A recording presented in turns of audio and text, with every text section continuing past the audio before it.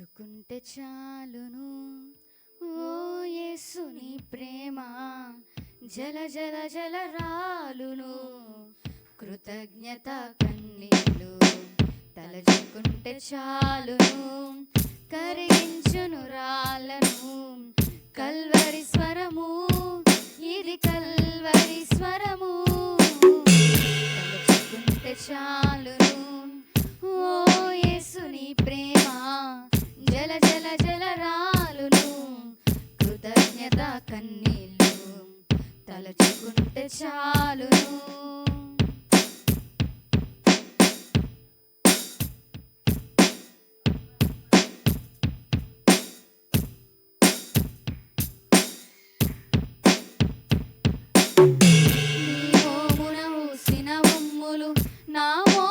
చూపు తుడిచెను నీ చెంపను కొట్టిన దెబ్బలు నా నోటిని శుద్ధి చేసెను నీ మోమున ఊసిన ఉమ్ములు నా మోహపు చూపు తుడిచెను నీ చెంపను కొట్టిన దెబ్బలు నా నోటిని శుద్ధి చేసెను నీ శిరసును గుచ్చిన ముళ్ళు నా మోసపు తలపును త్రుంచెను నీ శిరసును గుచ్చిన ముళ్ళు నా మోసపు తలపును త్రుంచెను ఎంత త్యాగపూరితమో నీ ప్రేమ ఎంత క్షమాభరితమో నీ ప్రేమ తలుచుకుంటే చాలును ఓ యేసు నీ ప్రేమ జల జల జల రాలును కృతజ్ఞత కన్నీళ్ళు తలుచుకుంటే చాలును.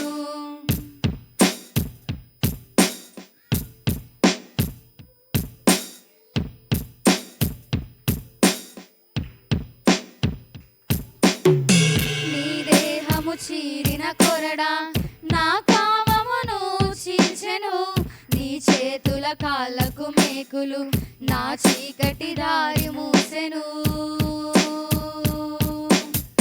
నీ దేహము చీరిన కొరడా నా కామమును చీల్చెను నీ చేతుల కాళ్ళకు మేకులు నా చీకటి దారి మూసెను నీ సిలువనెత్తుటి దారలు నా కలుషమును కడిగి వేసెను నీ సిలువనెత్తుటి దారలు నా కలుషమును కడిగి వేసెను ఎంత త్యాగపూరితమో నీ ప్రేమ ఎంత క్షమాభరితమో నీ ప్రేమ తలుచుకుంటే చాలును ఓ యేసు నీ ప్రేమ జల జల జల రాలును కృతజ్ఞత కన్నీళ్ళు తలుచుకుంటే చాలును కరిగించెను రాళ్ళను కల్వరి స్వరము ఇది కల్వరి స్వరము తలుచుకుంటే చాలును ఓ యేసు నీ ప్రేమ జల జల జల రాలును కృతజ్ఞత కన్నీళ్ళు తలుచుకుంటే చాలును కరిగించెను రాళ్ళను కల్వరి స్వరము ఇది కల్వరి స్వరము తలుచుకుంటే చాలును. హల్లెలూయా హల్లెలూయా.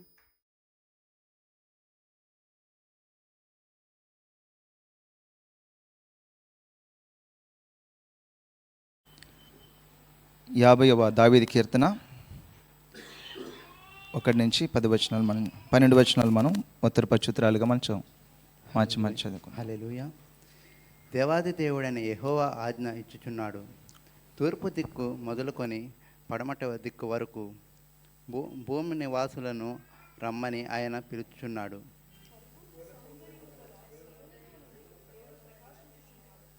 మన దేవుడు వేచేయుచున్నాడు. ఆయన మౌనముగా నుండడు. ఆయన ముందర అగ్ని మండుచున్నది. ఆయన చుట్టూ ప్రచండ వాయువులు నివసించున్నది.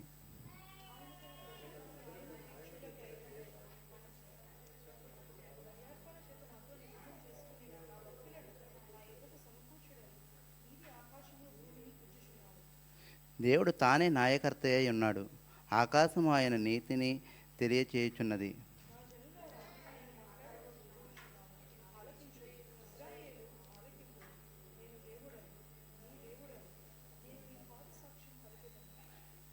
నీ నీ బలుల విషయమై నేను నిన్ను గద్దించలేదు.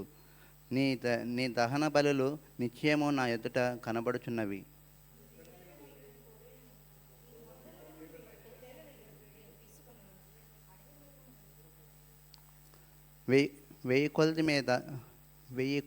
వెయ్యి కొండల మీద పశువులన్నీ వేలగల కొండలలోని అన్నిటినీ నేను ఎరుగుదును. లాస్ట్ వాక్యం.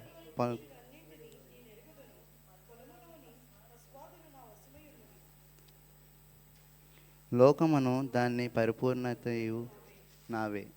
నేను ఆకలి కొని నన్ను నీతో చెప్పును. హల్లెలూయా. అత్యున్నత సింహాసనముపై ఆసీనుడైన గొప్ప దేవునికి మన స్తుతులు చెల్లిద్దాము. ఎక్కడైతే ఆయన నామములో ఇద్దరు లేక ముగ్గురు కూడి ఉంటారో ఆయన మన మధ్యలో ఉన్నారు. మనమందరము కూడా మన పరిశుద్ధమైన దేవునికి మన స్తుతులు చెల్లిద్దాము, స్తోత్రాలు చెల్లిద్దాము, కీర్తిద్దాము మనందరము కూడా. హల్లెలూయా, హల్లెలూయా, హల్లెలూయా. ప్రతి ఒక్కరము కూడా బిగ్గరగా ఎవరు మౌనముగా ఉండవద్దండి. మనందరము అత్యున్నతమైన దేవునికి హల్లెలూయా అని మనము చెప్తాము. హల్లెలూయా, హల్లెలూయా.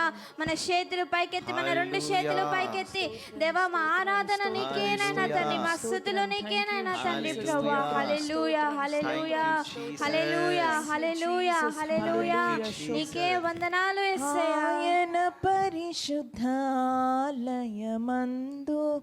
ఆయన పరిశుద్ధ ఆలయమందు, ఆయన సన్నిధిలో, ఆయన సన్నిధిలో ఎల్లప్పుడు దేవుని స్తుతించుడి. దేవుని స్తుతించుడి, ఎల్లప్పుడు దేవుని స్తుతించుడి. దేవుని స్తుతించుడి, ఎల్లప్పుడు దేవుని స్తుతించుడి. దేవుని స్తుతించుడి, ఎల్లప్పుడు దేవుని స్తుతించుడి. ఆయన బలమును పరిధి చేయు, ఆయన బలమును ప్రసిద్ధి చేయు, ఆకాశ విశాలమందు, ఆకాశ విశాలమందు ఎల్లప్పుడు దేవుని స్తుతించుడి. దేవుని స్తుతించుడి,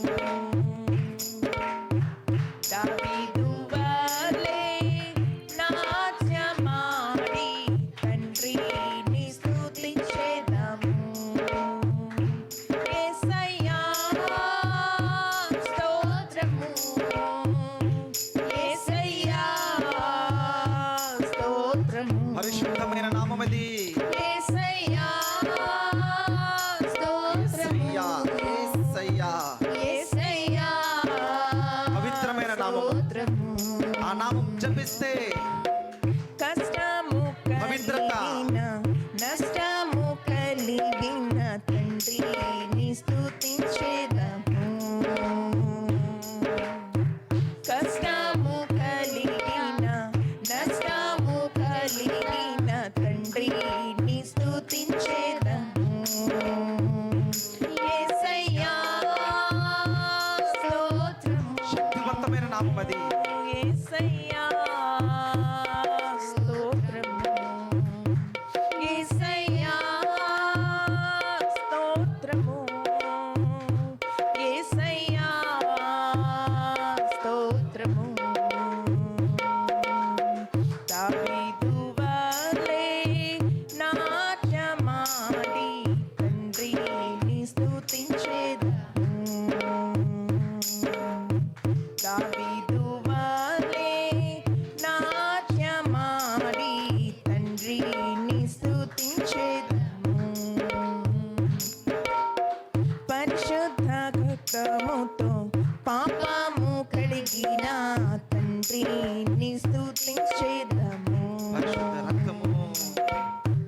పరిశుద్ధ రక్తము పాపము కడిగిన తండ్రిని స్తుతించెదము. యేసయ్యా యేసయ్యా స్తోత్రము. ఆ నామము చెబుతుంటే ఆయనలో శక్తి, యేసయ్యా ఆ శక్తి మన మీదకి విడుదలవుతుంది. యేసయ్యా స్తోత్రము. ఆ శక్తి మనకి విడుదల, స్వస్థత, అద్భుతము స్తోత్రము. ప్రభు మనకు దయచేస్తున్నాడు. దావీదు వలె నాట్యమాడి తండ్రిని స్తుతించెదము. దావీదు వలె నాట్యమాడి తండ్రిని స్తుతించెదము. యేసయ్యా స్తోత్రము. యేసయ్యా యేసయ్యా స్తోత్రము. యేసయ్యా స్తోత్రము. యేసయ్యా స్తోత్రము. క్రీస్తుతో నన్ను ఫలము చేసిన తండ్రిని స్తుతించెదము. క్రీస్తులో నన్ను ఫలముపజేసిన తండ్రిని స్తుతించెదము. ఫలింపు చేసిన దేవుడు. యేసయ్యా స్తోత్రము. యేసయ్యా స్తోత్రము.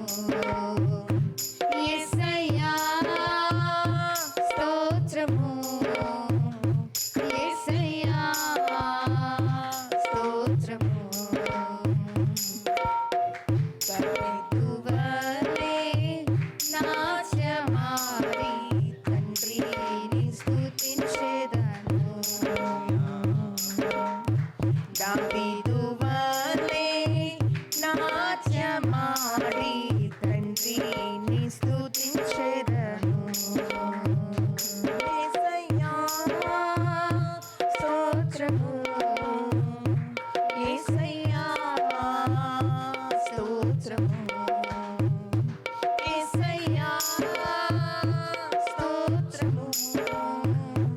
యేసయ్యా స్తోత్రము.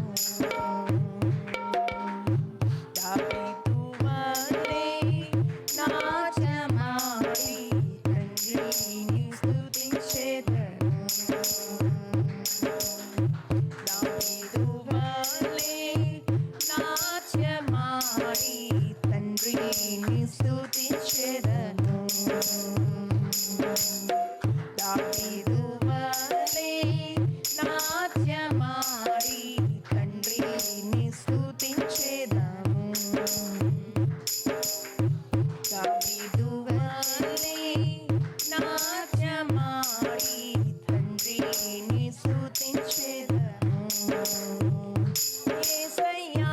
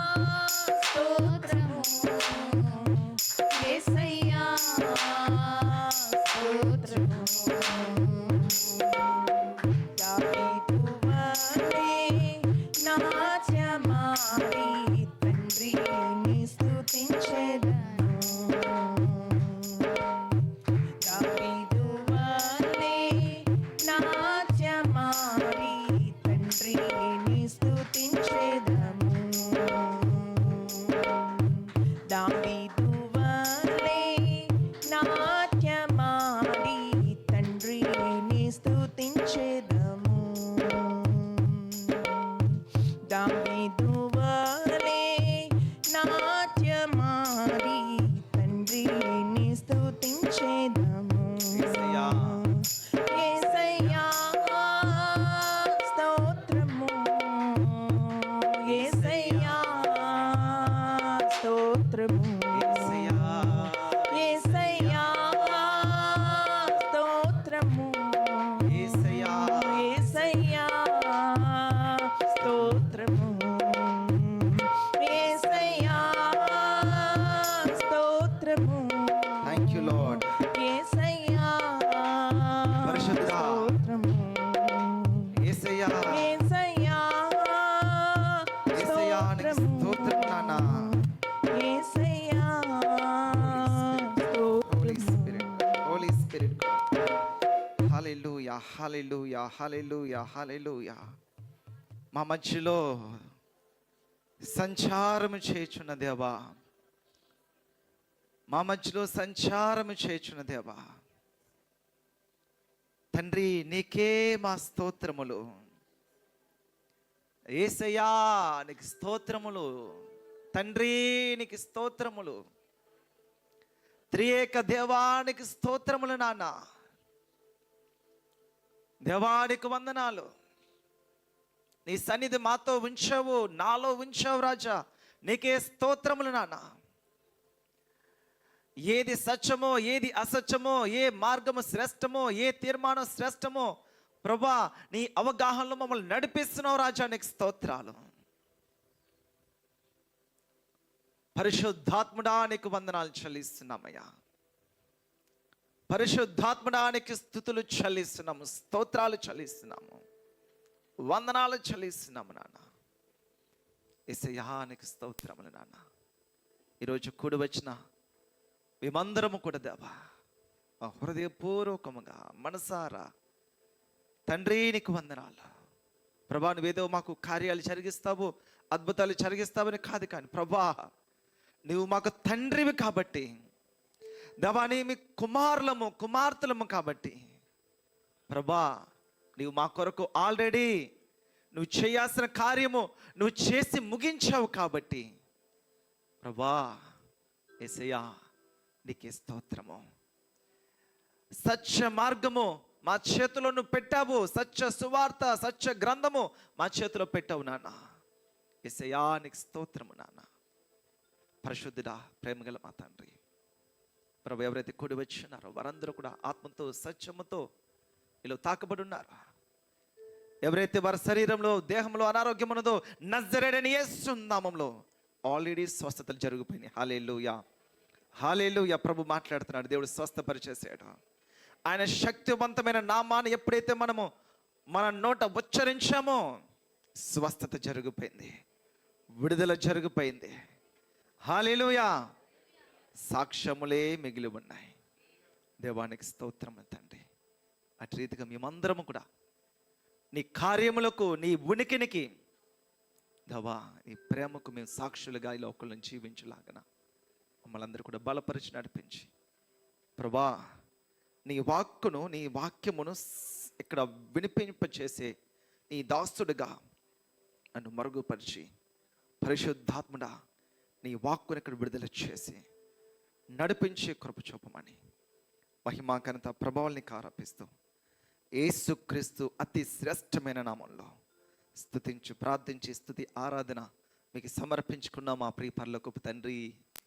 ఆమేన్, ఆమేన్, ఆమేన్. హల్లెలూయా. Praise lord. బాగున్నారండి అని అడగండి. ఇంకో మాట చెప్పండి, మీరు బాగుంటారని చెప్పండి. హల్లెలూయా. ఇంకా బాగుంటారని చెప్పండి. విశ్వాసముతో మాట పట్టుకోవాలి.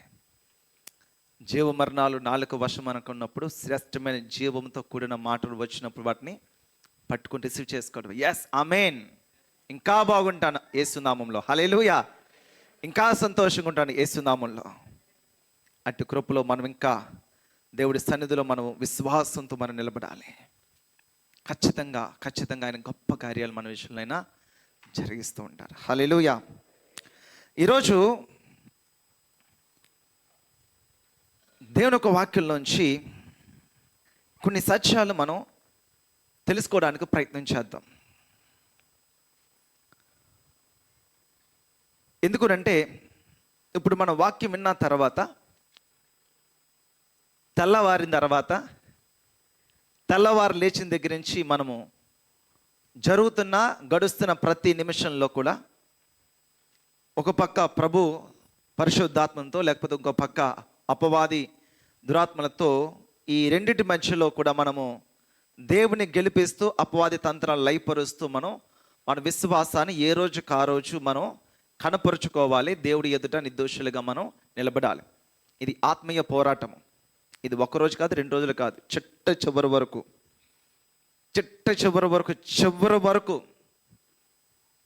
చివరి వరకు ఈ మాట చాలా ప్రాముఖ్యమైనది. రీసెంట్గా ఒక ఫ్యామిలీ గురించి నేను మాట్లాడుతున్నప్పుడు వేరే ప్రాంతము, వేరే ప్లేస్, ఆ కుమారుడు ప్రభు సేవ పిలుపు పట్టుకున్నాడు. ప్రభు నన్ను వాడుకుంటున్నాడని చెప్పి తను పరిచర్యకి రావడం సిద్ధంగా ఉన్నాడు. ఇంకా టైం ఈరోజు రేప అన్నట్టుగా ప్రభు సన్నిధిలో కనిపెడుతూ తను జాబ్ చేయడానికి సిద్ధపడ్డాడు. ఒక తమ్ముడు, వారి గురించి మాట్లాడుతున్నప్పుడు వారి యొక్క తండ్రి గారు, వారి తల్లిగారిని విడిచిపెట్టేసి,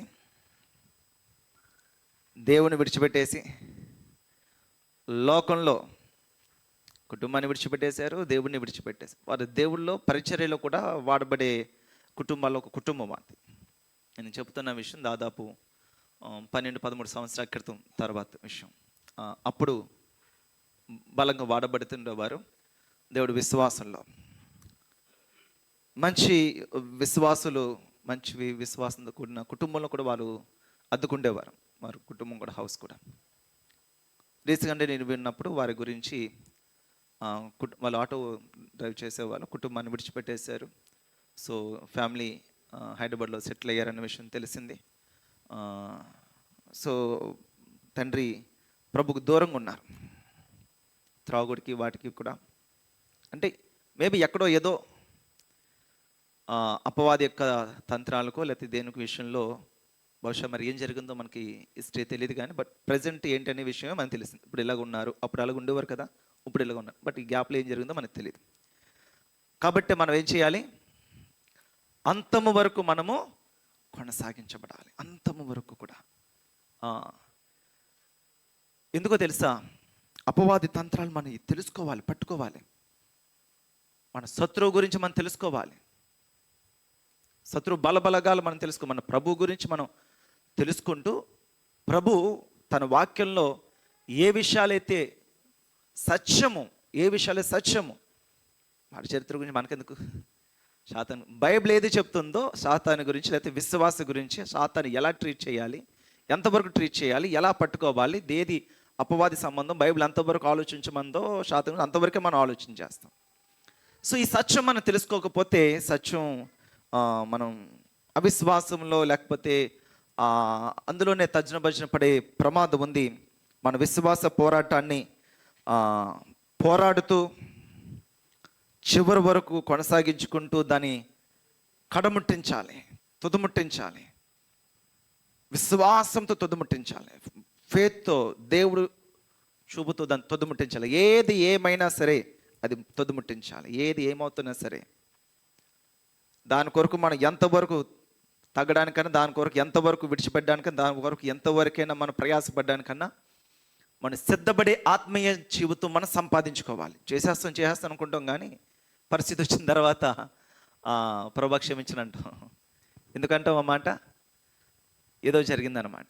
కాబట్టి మనము దేవుడి ఎదుట యోగ్యులుగా మనం నిలబడుతూ మన విశ్వాసాన్ని కొనసాగించుకోవాలి. కాబట్టి ఏంటి విషయం? నంబర్ 1 ఒక మాట రాసుకుని పెద్ద అక్షరాలతో, don't give the big priority to Satan. అపవాదికి ఎక్కువ ప్రాముఖ్యత ఇవ్వకండి. అపవాదికి ఎక్కువ ప్రాముఖ్యత ఇవ్వకూడదు. ఎందుకు? అసలు ఇవ్వడానికి అర్హత లేనివాడు అపవాది. ఎవరికి ఎక్కువ ప్రాముఖ్యత ఇవ్వాలి? అదేంటండి పాస్టర్ గారు, మేము ఎందుకు ప్రాముఖ్యత ఇస్తాం అపవాదికి? మాకు తెలియదేంటి అపవాది అని అనుకుంటారేమో. మన తెలియకుండానే మన మనసులో అపవాది గురించిన విషయాలు, సమస్య గురించిన విషయాలు, అపవాది తంత్రాల గురించిన విషయాలు ఇంకా చెబుతూ పోతే ఎపిసోడ్లు దాటిపోతాయేమో, కానీ స్టోరీ మాత్రం అవ్వదు. అలా ఉంటూ ఉంటాయి. మరి క్రీస్తు గురించి ఏంట్రా అంటే రెండు ముక్కలు అయిపోద్ది. యేసు ప్రభు గురించి ఏంటయ్యా విషయం అని అంటే రెండు ముక్కలు అయిపోద్ది. కానీ ఎలాగున్నావు నువ్వు, సమస్య ఏంటంటే మన చాట భారత ఎపిసోడ్లు దాటిపోతుంటాయి. ఇలా జరుగుతుంది, అలా జరుగుతుంది, ఇలాగవుతుంది, అలాగవుతుంది, ఎక్కడ అక్కడ, వీళ్ళు వాళ్ళు, భర్త భార్య, పిల్లలు, తల్లి తండ్రి, ఇల్లు వాకిలి, ఉద్యోగం, అది ఇది ఏం జరుగుతుందో తెలుసా మీకు అని ఎంత పెద్ద స్టోరీ చెప్తాం మనం. హల్లెలూయా. నిన్న పాస్టర్ గారు చెప్తూ ఒక మాట చెప్పారు, అన్నిటికీ common answer, common solution, that name is Jesus. అన్నిటికీ కామన్ సొల్యూషన్, అన్నిటికీ టాబ్లెట్ అదే, కామన్ టాబ్లెట్ అనమాట. హల్లెలూయా. హోమియోపతి అనుకోండి కదండి, చూడడానికి ఒకేలాగా ఉంటుంటాయి, అన్నీ చూడడానికి గుడ్లు చిన్నవి, అవి మింగడానికి చప్పరించడానికి ఏదో చెప్తాను హోమియోపతి అని. చూడడానికి అన్నీ ఒకలాగా ఉంటాయి, కానీ డిఫరెన్స్ ఉంటాయి, ఒక్కొక్క దానికి ఒక్కొక్కటి ఉంటూ ఉంటుంది అని చెప్తుంటాను. అలాగే ఈ వాక్యములో యేసు నామం అనేది చాలా శ్రేష్టమైనది. సో మనకు తెలియకుండానే అపవాది వేస్తున్న అగ్ని బాణాలు, ఎఫెసీయులకు రాసిన పత్రిక 6వ అధ్యాయం 11 దగ్గర నుంచి కొన్ని విషయాలు మనం చదివితే, అపవాది అగ్ని బాణాలు ఆర్పుటకు విశ్వాసం అనే డాలుని కలిగి ఉండండి అని బైబిల్ చెప్తుంది. మనం చూస్తాం, కొన్ని నిమిషాల్లో మనం చూస్తాం దాని గురించి. సో ఈ అగ్ని బాణాలు పడుతున్నాయి. అగ్ని బాణాలు ఎప్పుడు పడుతున్నాయి, నిత్యం పడుతుంటాయి. మన కవచం ఏంటంటే ఎప్పటికప్పుడు మన విశ్వాసాన్ని ఒక కవచంగా మనం ధరించుకుంటూ, విశ్వాసమైన డాల్ పెట్టుకుని మనం ముందుకు వెళ్ళిపోతూ మనం ఉండాలి, తెలుసుకుంటూ ఉండాలి.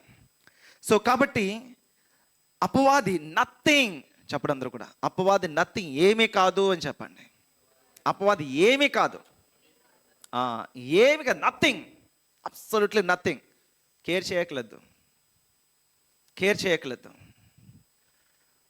ఎప్పుడైతే మన సత్యం తెలీదో వాడు సంథింగ్గా యాక్ట్ చేస్తుంటాడు. నథింగ్ అంటే ఏదో పెద్ద మనల్ని మింగేస్తున్నట్టుగా, మనల్ని ఏదో హింసించేస్తున్నట్టుగా, ఏదో డిప్రెషన్లో పెట్టేస్తున్నట్టుగా, తొక్కేస్తున్నట్టుగా, మనం చేయలేము అనుకున్నట్టుగా, మన వల్ల కాదు అన్నట్టుగా అపవాది మన చెవులో వేస్తూ ఉంటాడు. సో ఏది మనం నమ్మాలి, ఏది మనం నమ్మకూడదు, దేన్ని మనం పట్టుకోవాలి అనే విషయాలు మనం పట్టుకోవాలి. అసలు ఎక్కువ ప్రాముఖ్యత అపవాదికి, అపవాది తంత్రాలకి, సమస్యకి ఎక్కువ ప్రాముఖ్యత మనం ఇవ్వకూడదు. ఆ విషయాన్ని పట్టుకోండి. నథింగ్, అపవాది ఏమీ చేయలేడు. ఏం చెప్తుంది బైబిల్ దీని గురించి? యోహాను పత్రిక, మొదటి పత్రిక 3:8 ఒక మాట చదవండి. ఇవన్నీ తెలిసిన విషయాలే. సో మనం కొన్ని వాటిని ఒక పజిల్ టైప్లో ఒకటి మనం దాన్ని యాడ్ చేసుకుంటూ మనం అర్థం చేసుకోవడానికి మనం ప్రయత్నం చేద్దాం. 3:8 నుండి పాపము చేయుచున్నాడు గనుక పాపము చేయువాడు అపవాది సంబంధి. అపవాది యొక్క క్రియలను లయపరచుటకే దేవుని కుమారుడు ప్రత్యక్షమాయెను. హల్లెలూయా. దేవుడు కుమారుడు ప్రత్యక్షమాయెను. ఎప్పుడయ్యింది? దేవుడు కుమారుడు ప్రత్యక్షత ఎప్పుడు జరిగింది? అది చూస్తారేంటి? యేసు ప్రభువారు భూమి మీదకి ఎప్పుడు వచ్చారు కదా? అది నేను అడుగుతున్నాను. దేవుడు కుమారుడు అంటే ఎవరు? యేసు ప్రభువే కదా. ప్రత్యక్షత అని మాట్లాడితే ఇక్కడ ఏం చెప్తున్నారు? దేవుడు కుమారుడు ప్రత్యక్షమయ్యను. ఎప్పుడు ప్రత్యక్షమయ్యను? 2000 సంవత్సరాల క్రితం ప్రత్యక్షమయ్యాడు. కన్యమరి గర్భాన ఆయన జన్మించి 30 సంవత్సరాలు మీకులా మాకులాగా సాధారణంగా ఆయన జీవించి 30 సంవత్సరాల దేవుడికి చిత్తం ప్రకారము ఆయన మెస్సేగా తను రివీల్ చేసుకొని మన కొరకు శ్రమ చేసి భయంకరమైన శిక్షలు అనుభవించి ఒక బలియాగంనే ఆయన చేసుకొని వచ్చారు అని ప్రత్యక్షమయ్యాడు. దేని కొరకు? చదవండి. అపవాది యొక్క క్రియలను లయపరచుటకే. చెప్పడం అందరూ కూడా. అపవాది యొక్క క్రియలను లయపరచుటకే మనిషి కుమారుడు ప్రత్యక్షమైన. ఇప్పుడు లయపరిచాడా లేదా? లయపరిచాడా లేదా? లయపరిచాడు. అపవాది క్రియలు లయపరిచాడు అంటే దాని అర్థం ఏంటి? ఆయనకి లయపరుచుకున్నాడా, మనకి లయపరిచాడా? హల్లెలూయా. ఏమైనా డౌట్ ఏంటంటే ఆయన ఏది జయించేసి ఉంటాడో మనం జయించలేకపోతున్నామేమో, ఆయన జయించేసాడేమో, ఆయన లయపరిచేసుకున్నాడేమో మన కోసం. యేసుప్రభువు దేనికి వచ్చాడు? సింపుల్ ట్రూత్ కదా. దేవుడు ఎందుకు వచ్చాడు? ఆయన మన కోసం వచ్చాడు, మన గురించే వచ్చాడు, మనకు నేర్పించడానికి వచ్చాడు, మనకు ఒక ఎగ్జాంపుల్గా ఉండడానికి వచ్చాడు. అందుకే మానవ రూపంలో వచ్చాడు. మానవుడిగా ఆయన ఈ లోకానికి ఎందుకు? మానవుడిగా తెలుసుకోవడానికి, మానవుడిగా జయించడానికి. దేవుడిగా ఆయన జయించలేదు ఈ లోకంలో, మానవుడిగానే దేవుడు మానవ రూపంలో వచ్చి మానవుడిగా ఈ లోకంలోకి వచ్చి మానవుడిగా జీవించి జయించి తిరిగి లేచి పరలోకానికి ఆయన వెళ్ళాడు. ఈ రకంగా చేస్తే మీరు కూడా పునరుద్ధానము, మీరు కూడా తిరిగి లేపబడతారు అని మనకి చెప్పారు. ఆయనకు ఒక రూల్, మనకు ఒక రూల్ లేదు. ఆయన ఒక రూల్ పెట్టారు, రూల్ ప్రకారం జరిగిపోద్ది.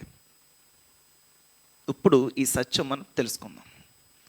అపవాది యొక్క క్రియలను లయపరచుటకే దేవుడు కుమార్ ప్రత్యక్షమైన 2000 సంవత్సరాల క్రితం జరిగితే మన విషయమే లయపరచబడ్డాయి. చెప్పండి అందరూ కూడా, నా విషయమే అపవాది క్రియలు, అపవాది తంత్రాలు లయపరచబడ్డాయి, లయపరచబడ్డాయి, లయపరచబడ్డాయి. ఈ సత్యము ఎంతగా అయితే మీ మనసులోనికి, ఆలోచనలోనికి, మీ నరనరాలకి ఇంపుడుచుందో అంతగా అందులో మనం జీవిస్తాము, దాని యొక్క ఆశీర్వాదం మనం అనుభవిస్తాం. నా జీవితంలో అపవాది క్రియలు లయపరచబడిపోయినాయి అన్న సత్యము ఎంతగా నేను జీర్ణించుకుంటానో, లేకపోతే ఎంతగా నేను అర్థం చేసుకుంటానో, సత్యమును నా మనసులోకి, తలంపుల్లోనికి ఎంతగా నేను తీసుకుంటానో అంతగా నేను జీవిస్తాను. మీకు అర్థమవుతుందా? కొంచెం ఆహారం తీసుకుని కొంచెం బలం ఉంటుంది, ఎక్కువ ఆహారం ఎక్కువ బలం ఉంటుంది. కొంచెం నమ్మితే కొంచెం నేను జయిస్తాను, ఎక్కువగా నమ్మితే, విస్తారంగా నమ్మితే మన నమ్మిక ప్రకారం ఆల్రెడీ అపవాది క్రియలు లయపరచబడిపోయినాయి అని మనం నమ్మాలి. దానికోసమే యేసుప్రభు వచ్చారు, దానికోసమే యేసుప్రభు వారు వచ్చారు. దాని ప్రాముఖ్యమైన అంశము శిలువ మరణం. దానికి అత్యంత ప్రాముఖ్యమైన అంశము శిలువ మరణం. ఆ మరణము మనల్ని అందరినీ విడిపేస్తుంది. ఆయన ఆ మరణం దగ్గరికి తీసుకువెళ్ళనివ్వకుండా ఆపడానికి, దేవుడు కార్యాలను లయపరచడానికి, లేకపోతే దేవుడు కార్యాలు ఆపడానికి అపవాది ఎంతో ప్రయత్నం చేశాడు. కానీ ప్రభు విజయవంతంగా ఏం చేశారు? ఆయన శిలువ మరణాన్ని పూర్తి చేశారు. సో కాబట్టి మనం అర్థం చేసుకోవాలి, విషయాలు మనం తెలుసుకోవాలి. సో దేవుడి సన్నిధిలో అపవాది తంత్రాలు ఏవైపోయినాయి? లయపరచబడ్డాయి. సరే, ఇంకో మాట చూద్దాం, చూడండి. హెబ్రోలు రాసిన పత్రిక, హెబ్రూ చాప్టర్ 2:14. కాబట్టి ఆ పిల్లలు రక్తమాంసములు గలవారైనందున ఆ ప్రకారమే మరణం యొక్క బలము గలవానిని, అనగా అపవాదిని మరణము ద్వారా నశింపజేయుటకును, జీవితకాలమంతయు మరణ భయము చేత దాస్యమునకు లోబడిన వారిని విడిపించుటకును ఆయన కూడా రక్తమాంసములలో పాలివాడాయను. రైట్, ఇక్కడ ఏం చెప్తున్నారు? ఇది మనం హెబ్రోలు రాసిన పత్రిక 2వ అధ్యాయం 14 వచ్చింది కదండి. కాబట్టి ఆ పిల్లలు రక్తమాంసములు గలవారైనందున ఆ ప్రకారమే మరణము యొక్క బలము గలవానిని, అనగా అపవాదిని. సో నేను చాలాసార్లు చెప్తున్నాను, బైబిల్ మరణము అని ఎక్కడైతే ప్రస్తావన చేస్తుందో చెప్తున్నా, వాళ్ళు గుర్తుపెట్టుకోండి. మరణం ఎక్కడ ప్రస్తావన చేస్తుంది? అది నరకము. మరణం ఇహలోకంలో జరిగే మరణం గురించి మాట్లాడట్లేదు. ఇహలోకంలో జరిగే మరణం గురించి మాట్లాడట్లేదు. ఇహలోకంలో ఎవరైనా చనిపోతారు. యేసుప్రభు గారు కూడా చనిపోయారు. సో ఆయన చనిపోయి నరకానికి వెళ్ళిపోయాడా? లేదు. అది రెండవ మరణం అని అంటుంది. రెండవ మరణం అంటే ఏంటి? నరకము. సో కాబట్టి ఇక్కడ మాట్లాడదు, చూడండి. ఆ ప్రకారమే మరణం యొక్క బలము గలవానిని, అనగా అపవాదిని మరణము ద్వారా నశింప చేయుటకును, జీవితకాలం అంతయు మరణము ద్వారా నశింప చేయడానికి. దేని ద్వారా? ఎవరి మరణము? యేసుక్రీస్తు ప్రభు యొక్క మరణము. ఇప్పుడు ఆయన మరణం ద్వారా అపవాది లయపరచబడుతున్నాయి. సో మీకు అర్థమవుతుంది ఇక్కడ, పిల్లల రక్తమాంసములను గలవారైనందున ఆ ప్రకారమే మరణం యొక్క బలము గలవానిని. మరణం యొక్క బలం ఎవరి దగ్గర ఉంది? అపవాది దగ్గర ఉంది. ఇప్పుడు దాన్ని అనగా అపవాదిని మరణము ద్వారా, అదే మరణము ద్వారా నశింప చేయుటకు, జీవితకాలం అంతయు మరణ భయము చేత దాస్యమునకు లోబడిన వారిని విడిపించుటకు ఆయన కూడా రక్తమాంసాలు పాలువాడయ్యను. హల్లెలూయా. సో మనము ఏ స్థితిలో మనం ఉన్నామో, ఏ పరిస్థితిలో ఉన్నామో, దేన్ని మనం ఎదుర్కొంటున్నామో దాన్ని మనం ఎదుర్కొని జయించడానికి ఆయన వచ్చాడు. మరణం ద్వారా తీసుకొచ్చాడు. మరణం ద్వారా అపవాది నశింపచేశాడు. ఆయన ఈ లోకంలో పాపం విషయమే, పాపాలన్నిటి విషయమే ఆయన మరణించి మనకి జీవం ఇచ్చాడు. మన పాపాలన్నిటి కూడా తీసుకువేశాడు. ఎప్పుడు జరిగింది ఇది? చెప్పండి, ఎప్పుడు జరిగింది ఇది? 2000 సంవత్సరాల క్రితం అయిపోయిన దానికి మనం ఏం చేస్తున్నాం? అదే అంటారు, సత్యము తెలుసుకుని సత్యం మనల్ని స్వతంత్రం చేస్తుంది. ఆ దాస్యమైన కాడి కింద మనం ఉండడం అవసరం లేదు. అపవాది తంత్రాల కింద, ఆ వ్యసనాల కింద, ఎనీ ఎడిక్షన్స్ దాని కింద ఉండాల్సిన అవసరం లేదు. ప్రభు దాని విషయంలో పట్టించుకోడు అసలు. హల్లెలూయా. నువ్వు 10 సార్లు వెనక్కి వెళ్ళు, మరలా అదే పని చేయి, 100 సార్లు చే, దేవుడు పట్టించుకోడు. ఎందుకంటే దాని బలము నిర్మూలమైపోయింది. దాని బలం కన్నా నా ప్రేమ, నా కృప, నా జాలి విస్తారమైనది. ఖచ్చితంగా వారు తిరిగి వెనక్కి వస్తారు, ఖచ్చితంగా అని ప్రభు ఆయన చేసిన కార్యం విషయమే, ఆయన ఇచ్చిన రక్షణ విషయమే ఎంతో విశ్వాసము, ప్రార్థన. ఈ సత్యము తెలుసుకోవడానికి ప్రభు ప్రయాసపడుతుంటాడు. ఈ సత్యం, ఈ ట్రూత్ వాళ్ళకి అర్థం అవ్వాలి. అపవాది ఈ సత్యమును మనం బుర్రకు అర్థం కాకనివ్వకుండా ప్రయత్నించాలి. ఎందుకంటే ఎప్పుడైతే ట్రూత్ అర్థమైపోయిందో, నీ పని ఎప్పుడు అయిపోయిందిరా అన్న విషయం మనకి ఎప్పుడైతే తెలిసిందో, ఇప్పుడు వాడు ఏం చేస్తాడు? ఆఫ్టర్ ఇప్పుడు వాడు పోరాడుతున్నాడు, మనం పోరాడదాం, ఇప్పుడు వాడు పోరాడదాం, మనం పోరాడుతున్నాం. నో. సో బైబిల్ చెప్తుంది, నేను జయించాను, మీరు జయిస్తారని ఫిక్స్ చేశాడు ఆయన. మన గురించి స్టోరీ ఆల్రెడీ రాయబడింది. నేను జయించాను, మీరు జయిస్తారు. మీరు బలం గలవారైతే జయిస్తారు, రోజుకు 3 గంటలు ప్రార్థన చేస్తే జయిస్తారు, లేకపోతే 30 అధ్యాయాలు చదివితే జయిస్తారు. నో, మీరు జయిస్తారు. ఎందుకంటే అటువంటి రక్షణ దేవుడు మనకి అనుగ్రహించాడు. ఈ ప్రార్థన, వాక్యం ఇవన్నీ కూడా దేవుడితో సహవాసం. ఎప్పుడైతే దేవుడితో సహవాసం మనం చేస్తామో సత్యం మనకు అర్థమవుతుంది. ఎప్పుడైతే సత్యం మనకు అర్థమవుతుందో సత్యంలో మనం జీవిస్తాము. హల్లెలూయా. భూలోకంలో విశ్వాసం, గుర్తుపెట్టుకో, భూలోకంలో విశ్వాసి పరలోక అనుభవాన్ని పొందేగలవాడు, వాడే విశ్వాసి. బిలీవర్ అనే డెఫినేషన్ ఇది రాసుకోండి. భూలోకంలో పరలోక అనుభవాన్ని పొందగలిగిన వాడే విశ్వాసి. అది ఎవరో మీరే, అది నీవే, నీవే, మనం అందరం చేస్తాం అది. హల్లెలూయా. ఎవరు విశ్వాసి అంటే అది ప్రభు విశ్వాసులైన పిల్లలు శిష్యులుగా పిలిచాడు, దాని గురించి. బట్ మనకు అర్థం అవడానికి విషయాన్ని మీకు తెలియజేస్తున్నాను. భూలోకం, దాన్నే నీ రాజ్యము వచ్చునుగాక. ప్రభు నేర్పించిన ప్రార్థనలో ప్రాముఖ్యమైన అంశం నీ రాజ్యం వచ్చిన కాక. భూలోకంలో పరలోకము. హల్లెలూయా. ఎవరు చూపించాలి? మీరు. ఎస్, ఆమేన్, హల్లెలూయా. ఎవరు చూపించాలి? విశ్వాస చూపించాలి. అందరికీ కామనే. జ్ఞాని బండ మీద కట్టిన వాడికి, ఇసుకలో కట్టిన కామన్ థింగ్స్ వస్తాయి, అన్నీ వస్తాయి. అక్కడే చూపించాలి. ఏంటి పరలోకము? యోబు చూపించాడు అలాగా పరలోకాన్ని, అబ్రహాం చూపించాడు అలా పరలోకాన్ని, పౌలు గారు చూపించారు అలా పరలోకాన్ని, యోహాన్ గారు చూపించారు అలా పరలోకాన్ని, యాకోబు గారు చూపించారు అలా పరలోకాన్ని. భూమి మీద వారు ఏ స్థితిలో ఉన్నా సరే కొదువు లేకుండా ఉన్నారు. ఒకచోట రాయబడి ఉంటుంది వాక్యము, నేను అన్నీ కలిగిన వాడినప్పటికీ ఏమీ లేనివాడిగా నేను ఉన్నాను. నేను ఉంచుకున్నాను అలాగా, నేనున్నాను అలాగా, నేను చేసుకున్నాను అలాగా. సమస్తం కలిగి ఉంది, కానీ ఏమి కానివాడిగా నేను చేసుకున్నాను. అది ఎందుకు? నా దేవునికి చిత్తం కొరకు నేను వాడిని విడిచిపెట్టుకున్నాను. హల్లెలూయా. నువ్వు అవి కావాలని పరిగెడుతూ నేను వాటిని విడిచిపెట్టుకున్నాను, వదిలేస్తే నేను అలాగా. హల్లెలూయా.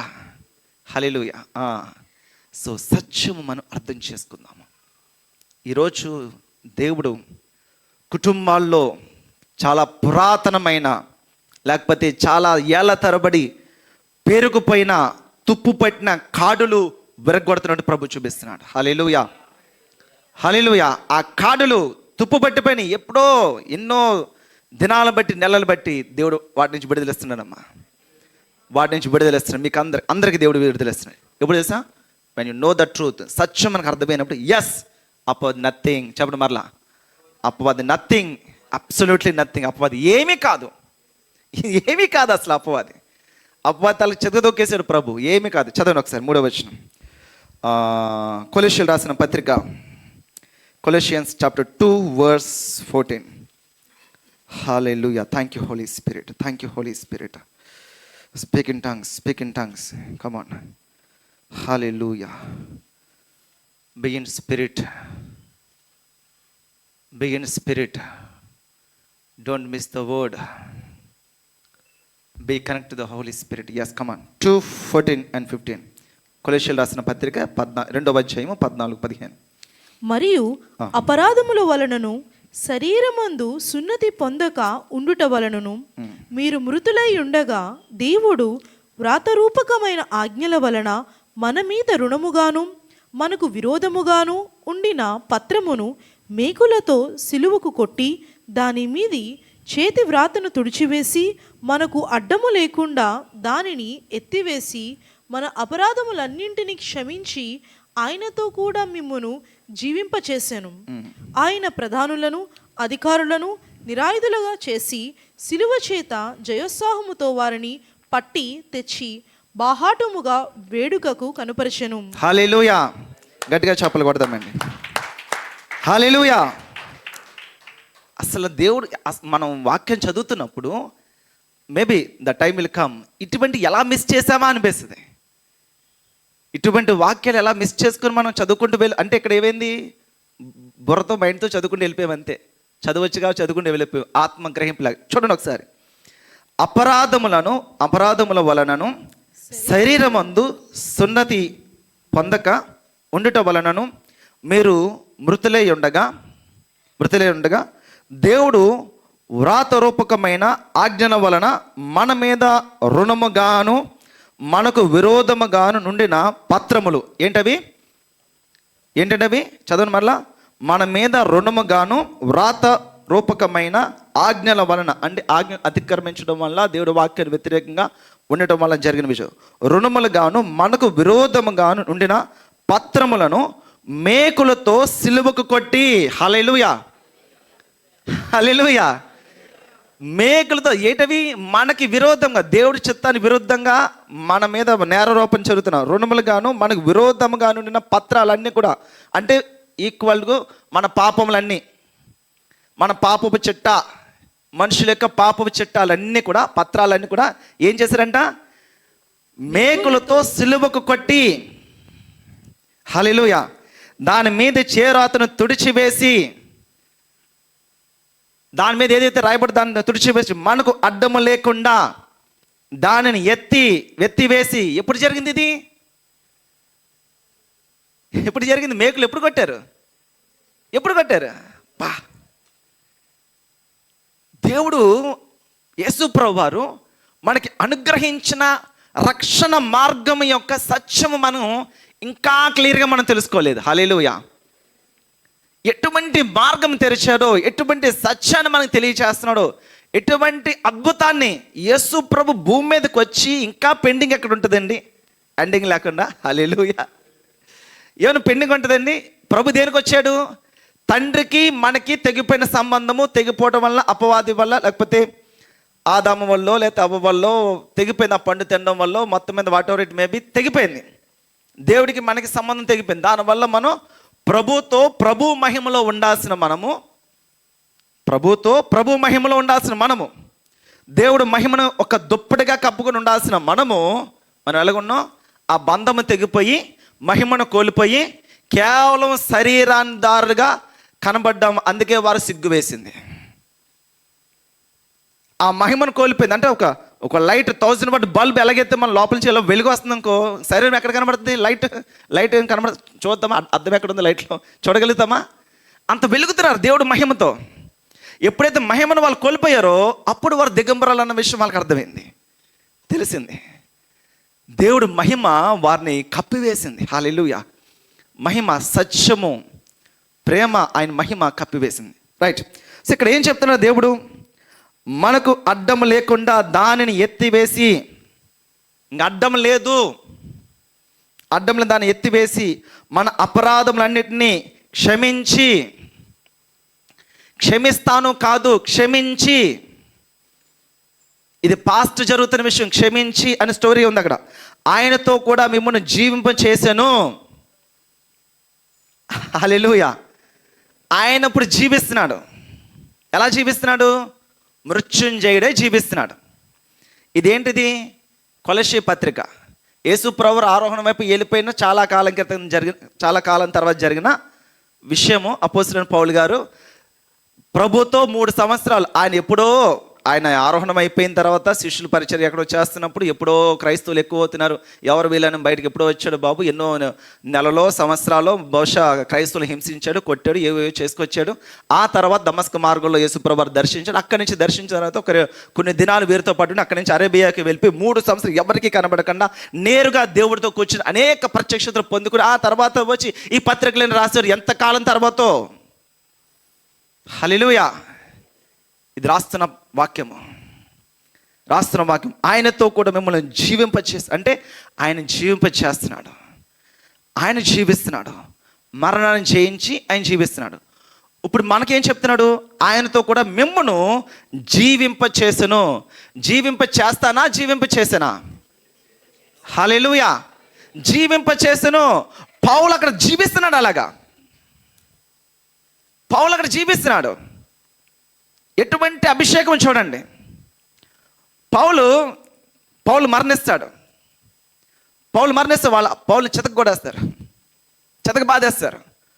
మరణించిన తర్వాత ఊరు వెలుపలికి విడుచుకుని వెళ్ళిపోతారు. ఆ వెలుపలికి విడుచుకుని వెళ్ళిపోయిన తర్వాత విషయం తెలిసిన శిష్యులు అందరూ కూడా వచ్చి చుట్టూ నిలబడి అయ్యో అని వాళ్ళు చూస్తున్నారు. పౌలే తిరిగి లేచిపోతాడు. హల్లెలూయా. ఎవరైనా చేసి ప్రార్థన చేశారా? ఎవరైనా యేసునామమున లెగమని అని అడిగారా? తానుగా చనిపోయి మధ్యాకాశంకి వెళ్ళిపోయి కొన్ని అనుభవాలు పట్టుకుని మళ్ళీ లేచి వచ్చాడు. హల్లెలూయా. That is a spiritual life. హల్లెలూయా. అలాగే ఇతరుల ప్రార్థన అవసరం లేదని కాదు, ఇతరులు మన కోసం ప్రార్థన చేయాలి. కానీ అక్కడ దేవుడు తన కార్యము తానుగా మరణించి, అక్కడ వాళ్ళు కొట్టి చంపేశారు, మరణం తన చేతిలో ఉంది. మరలా ప్రాణంతో మరలా తిరిగి లేచాడు.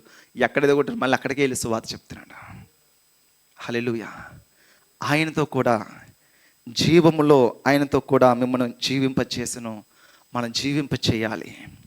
ఆల్రెడీ క్రీస్తులోనికి మనం వచ్చేసాం, క్రీస్తుతో మనం జీవిస్తున్నాము.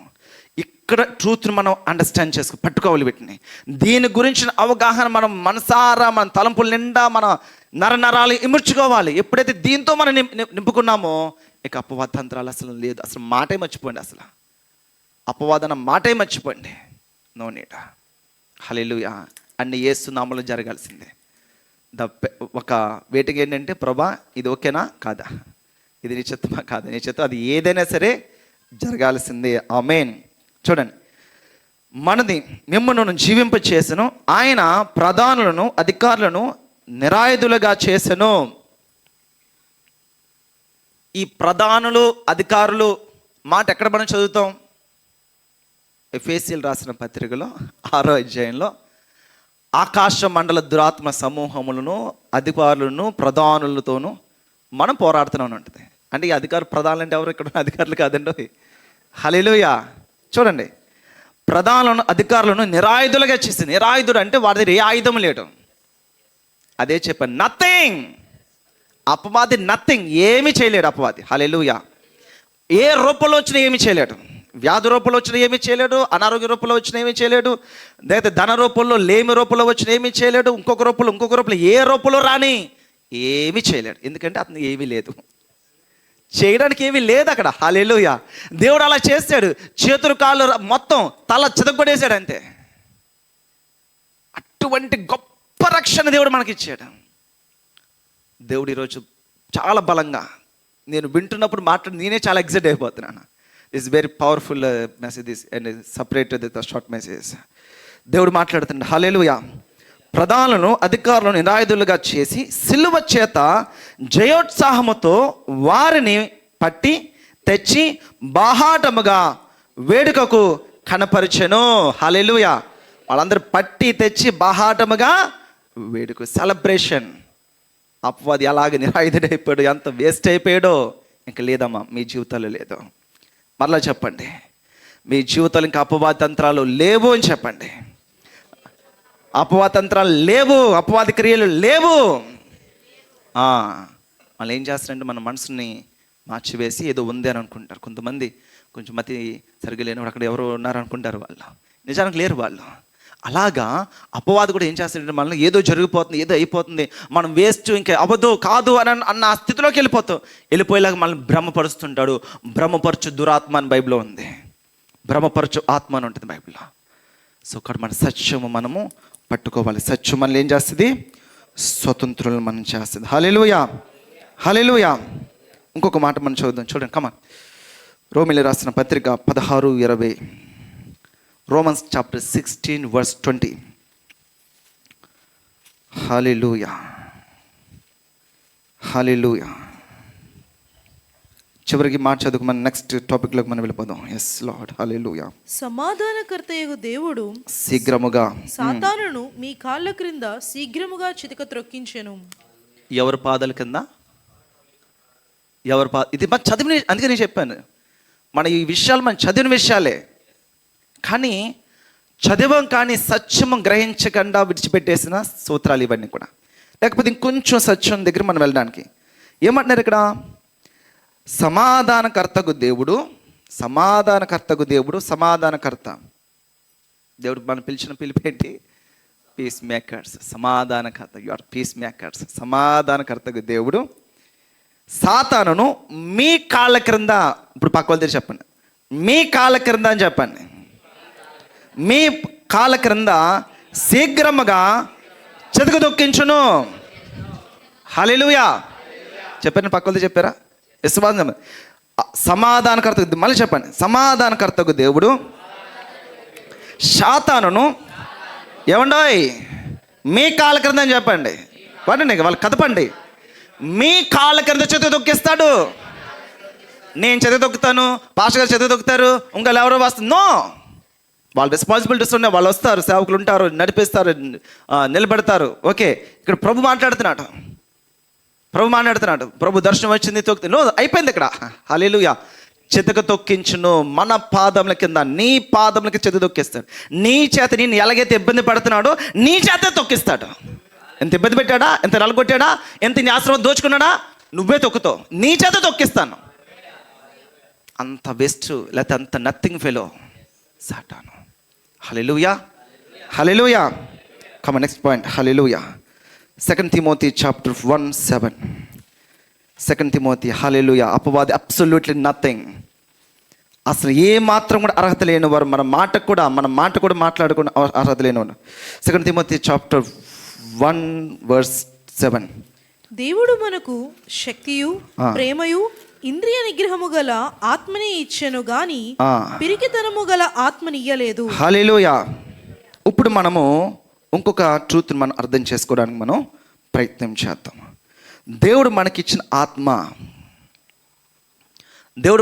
ఆత్మ ఎప్పుడు కూడా మనము విశ్వాస జీవితంలో ఉచ్చరింపకూడని పదాలు షిఫ్ట్ డిలీట్ అన్నమాట. భయము ఎప్పుడు కూడా గుర్తుపెట్టుకోండి. ఎప్పుడు కూడా ఏది ఏమోనే మనం ఎలాగైపోవాలంటే, అయితే అయిపోనే, పోతాను, చచ్చిపోతుంది. నేను మాత్రం భయపడను అని. ముంచేసైతే ముంచేయి, తొక్కేసైతే తొక్కే, భయపడను. గుర్తుపెట్టుకో. క్రీస్తు విషయంలో, మనుషుల గురించి కాదండి, క్రీస్తు గురించి విషయంలో, క్రీస్తుతో మనం నడుస్తున్నాం. పిరికితనం గల ఆత్మను మనకి ఇవ్వలేదు దేవుడు. మనం ఎందుకు భయపడుతున్నాం? మనం భయపడుతూ పడుతున్నాం కాబట్టి అపవాది ఏమీ లేనివాడు ఏదో ఉన్నట్టుగా యాక్షన్ చేస్తున్నాడు. నిజానికి ఏమీ లేదు, ఏదో ఉన్నట్టుగా మన చీకట్లో పిల్లలు ఒక చీకట్లో ఎదుగుతున్నాన్నట్టుగా మనం అలాగా యాక్షన్ చేస్తున్నాడు అపవాది. ఆ యాక్షన్కి సత్యం తెలియక మనం ఇంకొంచెం డార్క్లో ఉండి మనం ఏం చేస్తున్నాం, మనం భయపడుతున్నాం. చిన్నపిల్లగా స్పిరిచువల్ బేబీస్, ఆత్మ సంబంధమైన పిల్లలకి మనం భయపడుతున్నాం. దేవుడు పిరిగితనం గల ఆత్మనివ్వలేదు. ఎటువంటి ఆత్మని ఇచ్చాడంటే అండి, చదవండి. హల్లెలూయా. నంబర్ 1, శక్తియు ప్రేమయు ఇంద్రియ నిగ్రహము గల ఆత్మని ఇచ్చెను గాని పిరికితనము గల ఆత్మను ఇయ్యలేదు. ఫస్ట్ పని అండి, శక్తి, పరిశుద్ధాత్మ శక్తి. ఇప్పుడు ఏం చెప్తున్నారు, దేని గురించి చెప్తున్నారు? దేవుడు మనకి ఏ ఆత్మనిచ్చాడంట? శక్తి కలిగిన ఆత్మనిచ్చాను. శక్తితో కూడిన ఆత్మను మనకిచ్చాడు. గుర్తుపెట్టుకోండి. ఒకటే ఉంటుంది. శక్తి ఉందంటే ఇంకా వేరేది లేదు. హల్లెలూయా. వేరేది ఉన్న శక్తి లేదు. మన ఆలోచనలోనే ఉంటుంది. శక్తి గల ఆత్మను, ప్రేమ గల ఆత్మను, ఇంద్రియ నిగ్రహము గలగా ఆత్మను, హల్లెలూయా, ఇంద్రియ నిగ్రహం గల ఆత్మను దేవుడు మనకి అనుగ్రహించను. కానీ పిరికితనం గల ఆత్మ మనకు అనుగ్రహించలేదు. లేదని నువ్వెందుకు అనుకుంటున్నావు? నేను అటువంటిది ఆత్మ నీకు ఇవ్వలేదు. సో మనం దేవుళ్ళో, క్రీస్తులో, ఆత్మలో మనం జీవిస్తున్నామంటే జయముతోనే మనం ఉంటాం, విజయంతోనే మనం ఉంటాం. ప్రతిదాన్ని చాలాసార్లు చెప్తుంటాను. క్రైస్తవుల కన్నా లేకపోతే బయట వారికన్నా ఎవరికైనా సమస్యలు ఈక్వల్గానే వస్తాయి. కానీ విశ్వాసి నిత్యము జయించుకుంటూనే ఉంటాడు. హల్లెలూయా. జయిస్తూనే ఉంటాడు.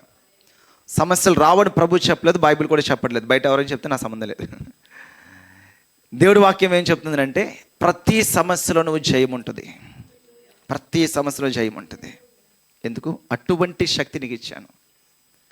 ఈ శ్రమ, ఈ శోధన, ఈ ఇబ్బంది, ఈ ఇరుక, అటుగో శక్తిని ఇచ్చాను, బలం ఇచ్చాను, ఇంద్రియ నిగ్రహం ఇచ్చాను, అన్నీ నీకు ఇచ్చాను. Use it. హల్లెలూయా. వాడుకోండి, వాటిని పట్టుకోండి. సో కాబట్టి దేవుని యొక్క సత్యమును మనం ఏం చేయాలి? అర్థం చేసుకోవాలి. కమాన్, అనదర్ పాయింట్. 1 John 4:4. యోహాను రాసిన మొదటి పత్రిక 4వ అధ్యాయం 4వ వచనం. చిన్నపిల్లలారా, మీరు దేవుని సంబంధులు, మీలో ఉన్నవాడు లోకములో ఉన్నవాని కంటే గొప్పవాడు గనుక మీరు వారిని జయించి ఉన్నారు. జయిస్తారా? జయించి ఉన్నారా? ఎప్పుడు అడగండి. ఎప్పుడు? అమ్మా నువ్వు ఎప్పుడు జయించో అని అడగండి పక్క వాళ్ళని. యేసు ప్రభు ఇచ్చాడు జయము. ఆయన చెప్పాడు కదా క్లియర్గా. వర్స్ని చూపిస్తాం కావాలి. నేను జయిస్తాను, మీరు కూడా జయించెదరు. నేను జయించేశాను, అది అయిపోయింది. మీరు కూడా జయించేస్తారు. పాస్ట్ అయిపోయింది, ఫ్యూచర్ అయిపోయింది. ఇంకేముంది? మన ఫ్యూచర్ ఆయన చెప్పేస్తున్నాడు. ఆయన దాన్ని మనం బిలీవ్ చేయడమే. దాన్ని ఎంతగా మనం నమ్ముతామో, జయించేసామన్న విషయాన్ని ఎంతగా మనం నమ్ముతామో అటువంటి జయకరమైన జీవితము మనం జీవిస్తూ మనం ఉంటాం. మనం ఏంటి, మన కుటుంబం ఏంటి, బిడ్డలు ఏంటి, భార్య ఏంటి, భర్తలు ఏంటి, కుమారులు ఏంటి, కుమార్తెలు ఏంటి, వారు ఏ స్థితిగతులైనా, పనులు ఏంటి, ఉద్యోగాలు ఏంటి, ఏ స్థితిగతులు దేవుడు ఏది ఉద్దేశించాడో, నిర్ణయించాడో అది ఖచ్చితంగా జరుగుతుంది. ఖచ్చితంగా జరుగుతుంది. ఏం చెప్తున్నారైనా? ఏం చెప్తున్నా? మళ్ళీ చదవండి. లోకంలో ఉన్నవాని కంటే, మీలో ఉన్నవాడు లోకంలో ఉన్నవాని కంటే గొప్పవాడు కనుక మీరు వారిని జయించి ఉన్నారు. దేన్ని బట్టి జరుగుతుందండి? చెప్పండి. మీలో ఉన్నవాడిని బట్టి మీరు జయిస్తున్నారని చెప్పండి. మీలో ఉన్నవాడిని బట్టి మీరు జయిస్తున్నారు. మీ బలాన్ని బట్టి కాదు, మీలో ఉన్నవాడిని బట్టి జయిస్తున్నారు. హల్లెలూయా. నాలో ఉన్నవాడిని బట్టి నేను జయిస్తున్నాను. ఖచ్చితంగా ఈ సంవత్సరం చూపించేస్తారండి. ఖచ్చితంగా ఈ సంవత్సరం నుంచి బ్యాటింగ్ మామూలుగా ఉండదు. కొంచెం తురుట్లో ఉన్నామంతే. డోంట్ వరీ, అయిపోతాయి అన్నీ. జస్ట్ లైన్స్లో మనం ఉన్నామంతే, ఏం కాదు. ప్రభు ప్రతిది కూడా నమ్మి వచ్చిన బిడ్డలు ఎన్నడూ సిగ్గుపరచు దేవుడు. హల్లెలూయా. ఖచ్చితంగా అన్ని ఏరియాల్లో అపవాదికి బ్యాటింగ్ యేసు నామంలో. హల్లెలూయా. ఏ దారిని పారిపోతాడో మనకి తెలియదు. దేవుడు మనకు అటువంటి జయమును, మీరు వాడిని జయించి ఉన్నారు. నేను జయించేస్తాను. నా భవిష్యత్తులో కూడా ప్రభు చెప్తున్నాడు, నేను జయించి ఉన్నాను, మీరు జయించి ఉన్నారు. సో విషయం తెలుస్తుంది. ఏం చేయాలి? దీన్ని నేను చెప్పాను మరలా. ఇప్పుడు వినేస్తే సరిపోదండి. ఇది ఈ సత్యం మరలా మీరు మనసులోనికి, ఆలోచనలోనికి, మీ నరాల్లోనికి సమస్య తీసుకెళ్ళండి. ఈ సత్యాన్ని సమస్య ఇంజెక్షన్ అనమాట, రోగం అది. దాన్ని తీసుకెళ్ళి ఏం చేయాలి? ఇంజెక్ట్ చేయాలి. దీనికి ఇంజెక్ట్ చేయాలి. ఏదైతే నష్టం అవుతుందా దీన్ని తీసుకెళ్ళి దాన్ని ఇంజెక్ట్ చేయండి. నేను జయించాను, నువ్వు జయిస్తావు. యేసు నామంలో అపజయాన్ని పాడతాను. యేసు cancer in the name of Jesus. రోగం cancer in the name of, ఇదిగో జయిస్తాను, నేను కూడా జయిస్తాను, నువ్వు కూడా జయిస్తాను అంట దేవుడు. హల్లెలూయా.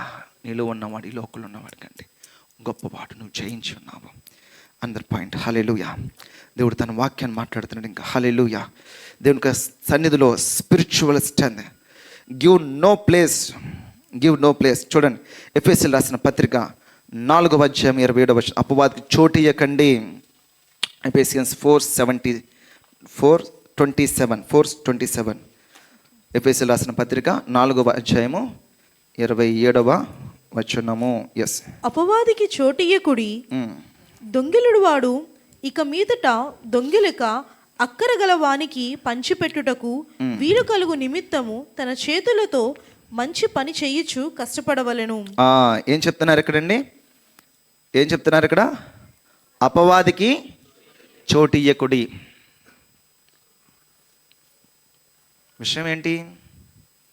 మనం చోటేస్తున్నాం, మన మీద ఎలుబడి చేస్తున్నాడు. చోటు ఇవ్వకపోతే వాడి ఎడుబలికి ప్లేస్ ఎవరు ఇచ్చారు? దేనివల్ల? ట్రూత్ మనకు తెలిగిపోయింది. ఓకే, సత్యం ఇప్పుడు ఇంతకుముందు తెలియలేదు, ఇప్పుడు తెలిసింది. అపవాది చోటు ఇవ్వకూడదు. ఇది తెలుసుకోవాలి. అపవాది చోటు అంటే ఏంటి, ఏ రకంగా అపవాది చోటు వెళుతుంది? నెంబర్ 1 మన మాటలు. నెంబర్ 1 మన మాటలు. నెంబర్ 2 మన క్రియలు. నెంబర్ 1 మన క్రియలు, మన మాటలు, మన ప్రవర్తన. అపవాదికి చోటు అవుతుందా, దేవుడికి చోటు అవుతుందా అనే విషయాలు మనకు తెలుస్తుంది. గుర్తుపెట్టుకోండి. త్రూ వర్డ్స్, మన మాటల వల్ల, మన క్రియల వల్ల, మన ప్రవర్తన వల్ల అర్థమవుతుందా? వాడికి ఏమీ కాదు, కానీ మనం ఇస్తున్నాం ప్లేస్. మనం ప్లేస్ ఇస్తున్నాం. సత్యం తెలియక, ఈ సమస్యని ఎలా డీల్ చేయాలో తెలియక ఏదో ఒక రకంగా డీల్ చేసి అపవాది ప్లేస్ అయిపోతుంది. ఇది బైబిల్ ప్రకారం జరుగుతుందా? దైవికంగా జరుగుతున్నప్పుడు మనం నథింగ్, మనం వేస్ట్ ఫెయిల్లాగా మనం కనబడతాం మనుషులకి. అలా నువ్వు కనబడుతున్నావు అనుకో, కరెక్ట్ పొజిషన్లో ఉన్నావు. హల్లెలూయా. లేదు అమ్మో వీటితో జాగ్రత్త అని లోకం నీ గురించి అనుకుంటుందా? అయితే దెర్ ఇస్ సంథింగ్. మనం అక్కడ మన వీటి అక్కడ చూపిస్తున్నాం అనమాట. మన టాలెంట్ ఏంటి అక్కడ చూపిస్తున్నాం అనమాట. అదిగో అపవాది కూర్చున్నాడు. దెబ్బేసారా? 4 దెబ్బలే. ఓ మాట అన్నాడు, ఇంకో నా మాట అను, ఇది నువ్వు తగ్గుతావు, వాడంతా ఆఫ్టర్ ఆల్ అంటది. చూసుకోవాలి ఎక్కడ అపవాది చోటు అవుతుంది, ఎక్కడ అపవాది మన విశ్వాసం, మన నమ్మిక, ఆలోచనలో. సో కాబట్టి ట్రాన్స్పరెన్సీ అని అంటారు. ట్రాన్స్పరెన్సీ తెలుగులో ట్రాన్స్పరెన్సీ, పారదర్శకం. అంటే ఏది లోపల లేకుండా, పారదర్శకం, ఏ సీక్రెట్స్ లేకుండా, ఎక్కడ ఉండాలో అక్కడ. స్నేహితుల దగ్గర ఉన్న స్నేహితుల దగ్గర నువ్వు ఎలాగ ట్రాన్స్పరెంట్గా ఉండాలో నువ్వు తెలుసుకోవాలి. కుటుంబంలో నేను ట్రాన్స్పరెంట్ ఎలాగో తెలుసుకోవాలి. సంఘములో లేకపోతే నీ ఎదుటివారు ఎవరున్నారో ప్రతి చోట మనం ట్రాన్స్పరెంట్గా మనం దాస్తున్నామంటే దాని అర్థం ఏంటి? అపవాది చోటిస్తున్నాం. అమ్మో నన్ను ఎవరికి పట్టుకోకూడదు అని అనుకుంటే దాని అర్థం ఏంటి అనుకుంటున్నాం? ఏదో జరిగింది, అది ఎవరు పట్టుకోకూడదు, ఎవరు గుర్తుపెట్టుకోకూడదు, నేను ఎవరికి కనబడకూడదు, జనాలు మర్చిపోవాలి. అమ్మో మర్చిపోయారు, అమ్మయ్య మర్చిపోకూడదండోయ్. దాన్ని తీసివేసుకోవాలి. అది మనుషులు వాళ్ళు మర్చిపోయారా, నువ్వు మర్చిపోయినా, ఒకవేళ వాళ్ళు నేను ఏదో అన్నారు, లేకపోతే నేను ఏదో అన్నాను, అది నువ్వు మర్చిపోయావు, నేను అనేసాను, చేశాను, మర్చిపోకూడదు. నువ్వు మర్చిపోయి కదా అని నేను హ్యాపీగా వెళ్ళిపోయినాకో అది అలాగే నిలబడుతుంది. అపవాది ప్లేస్. మీకు అర్థమవుతుందా సత్యం? అర్థమవుతుందండి? మనం ఒక మాట అన్నాము, లేకపోతే ఏదో ఒక విషయం జరిగింది, అది మర్చిపోయారు, వాళ్ళు మర్చిపోయారు, మనం మర్చిపోయారు. లేకపోతే ఏదో ఒక వస్తువు, మీ వస్తువు ఏదో నా దగ్గర ఉండిపోయింది, మీరు మర్చిపోయారు, అమ్మయ్య భలే మర్చిపోయారులే మీరు, నేను వాడేసుకోండి. అది మర్చిపోకూడదు. అది మర్చిపోకూడదు. అది మనం గుర్తు తెచ్చుకొని దాని విషయంలో క్షమాపణ అడగాలి. అది ప్రభువుతో మాత్రం అడగాల్సింది, ప్రభుతో మనం అడగాలి. లేదు మనుషులు ఒకవేళ అందులో మింగిలైతే మనుషులను కూడా మనం ఖచ్చితంగా ఎస్ ఇది జరిగింది, ఇది ఎలాగుంది, ఐఎమ్ సారీ, నన్ను క్షమించండి ఏమనుందో, దాని నుంచి ఏది రానే ఫేస్ చేయడమే. అయిపోయి అక్కడితో అయిపోద్ది. అది మరలా నీ మీద ప్రభుత్వం చేయదు. దీనికి ఎక్కడ కష్టపడుతుంటారంటే జోసెఫ్ చాలా వెరీ గుడ్ బాయ్ అని జోసెఫ్ ఎంత ప్రాకులాడతాడో అక్కడే కనపడతాడు. హల్లెలూయా. మీరు అందరూ నన్ను గుడ్ బాయ్గా అనుకోవాలంతే, దానికోసం నా ప్రయాస. అప్పుడు నేను ఏం చేస్తాను? అన్నీ బాగా మంచిగా వెరీ గుడ్. నేను ఎక్కడ దొరకకూడదు, నేను ఎక్కడ కనబడకూడదు. మీరు గుడ్ అన్నా బ్యాడ్ అన్నా పోయేది లేదు, వచ్చేది లేదు. హల్లెలూయా. ఇవల్ల నాకు వచ్చేది ఏమీ కాదు అంటే చెప్తున్నాను. కాబట్టి ప్రభువు మనం చూస్తున్నాడు. ప్రభువుకి నేను ఎలా కనబడుతున్నాను? అతిక్రమ క్రియలు దాచిపెట్టువాడు, ఒప్పుకొని విడిచిపెట్టువాడు. That's truth. ఇదిగో అపవాది చోటు, దాచిపెట్టేవానికి అపవాది ప్లేస్. అక్కడ ఆ విషయంలో ఆ మాట చెప్తే, లేకపోతే అక్కడ ఆ విషయంలో దాన్ని విడిచిపెడితే, క్షమాపణ అడిగితే అక్కడ అయిపోతుంది. క్రీస్తులో నువ్వు నిలబడతావు. దానివల్ల వచ్చే నష్టం ఏది కాదు. నువ్వు వెళ్ళగొన్నావు, ఎలా చేసి ఎలాగైపోయి ఏమనో అనుకొని దానివల్ల కానీ అక్కడ అబద్ధమాడు నువ్వు గుడ్డని అనిపించుకోవడం వల్ల వాడు వచ్చి లోపల టెస్ట్ వేయడం వల్ల చాలా ప్రమాదం సుమా, చాలా ప్రమాదం సుమా. విషయం కన్నా భయంకరమైంది అది. యశోద్ ఒకలే చేస్తారు, వాడు ఏం చేస్తాడు మొత్తం అంతా కూడా నాశనము. అపోది ఏం చేస్తాడు? దొంగతనము, హత్య, నాశనం చేస్తాడు. సో కాబట్టి ఏమీ కాదు, కానీ మనం ప్లేస్ చేస్తున్నాం. అపవాది చోటివ్వకండి. సత్యము మనం అర్థం చేసుకోండి, సత్యము మనం అర్థం చేసుకోండి, సత్యంలో మనం జీవించండి. కాబట్టి నెక్స్ట్ పాయింట్, హల్లెలూయా. సామెతల గ్రంథము proverbs chapter 4 verse 23. Guide our heart, మీ హృదయాన్ని కాపాడుకోండి. సామెతల గ్రంథము 4వ అధ్యాయం, ప్రొవర్బ్స్ చాప్టర్ 4:23. 4వ అధ్యాయము సామెతలు 23వ వచనము. నీ హృదయములో నుండి జీవధారలు బయలుదేరెను, కాబట్టి జాగ్రత్త వినండి. అన్నిటికంటే ముఖ్యముగా నీ హృదయమును భద్రముగా కాపాడుకొనుము. కాపాడుకొనుము. హల్లెలూయా. మన హృదయమే అన్నిటికన్నా ప్రాముఖ్యమైనది, ప్రమాదకరమైనది కూడా మన హృదయమే. చూడండి, అన్నిటికంటే ముఖ్యముగా నీ హృదయమును భద్రముగా కాపాడుకొనుము. నీ హృదయం అంటే కంప్లీట్ ఎవ్రీథింగ్ జాగ్రత్తగా కాపాడుకో. నీ హృదయం ప్రభు అడుగుతున్నాడు, విరిగి నలిగిన హృదయము అంటాడు. దేవుని హృదయం అడుగుతున్నాడు. నీ హృదయం అంటే, హృదయం అంటే ఏంటి? కంప్లీట్నెస్, కంప్లీట్గా ప్రభా కమ్ లోపల రండి నాన్న, హల్లెలూయా, నాలోకి రండి, నాలో జీవించండి. వాక్యంగా, వాక్య రూపంలో, వాక్యానుసారంగా ప్రభు చెప్తున్నాడు.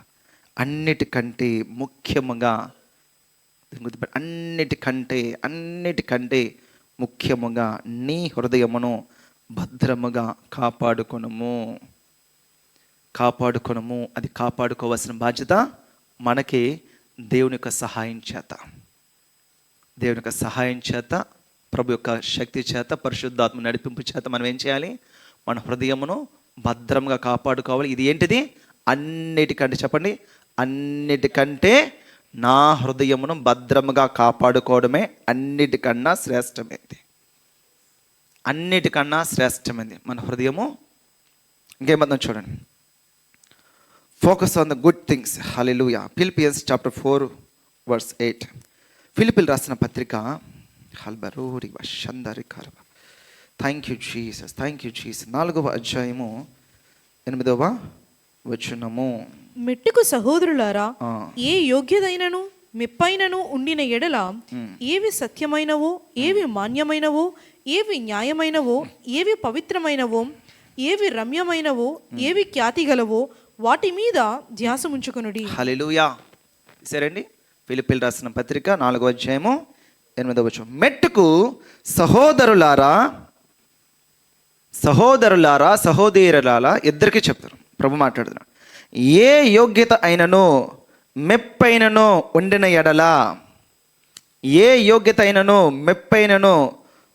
ఎడల, ఏవి సత్యమైనవో, ఏది సత్యమో, ఏది నిజమో దాన్ని, ఏవి మాన్యమైనవో, ఏవి న్యాయమైనది, ఏవి పవిత్రమైనవో, ఏది పవిత్రమైనది, ఏ పనులు పవిత్రమైనవి, ఏవి రమ్యమైనవో, ఏవి ఖ్యాతి గలవో, ఏది నీ ఖ్యాతిని పెంచేది, నేను నడిపించేది ఏంటి? ఏది ఖ్యాతి గలవో.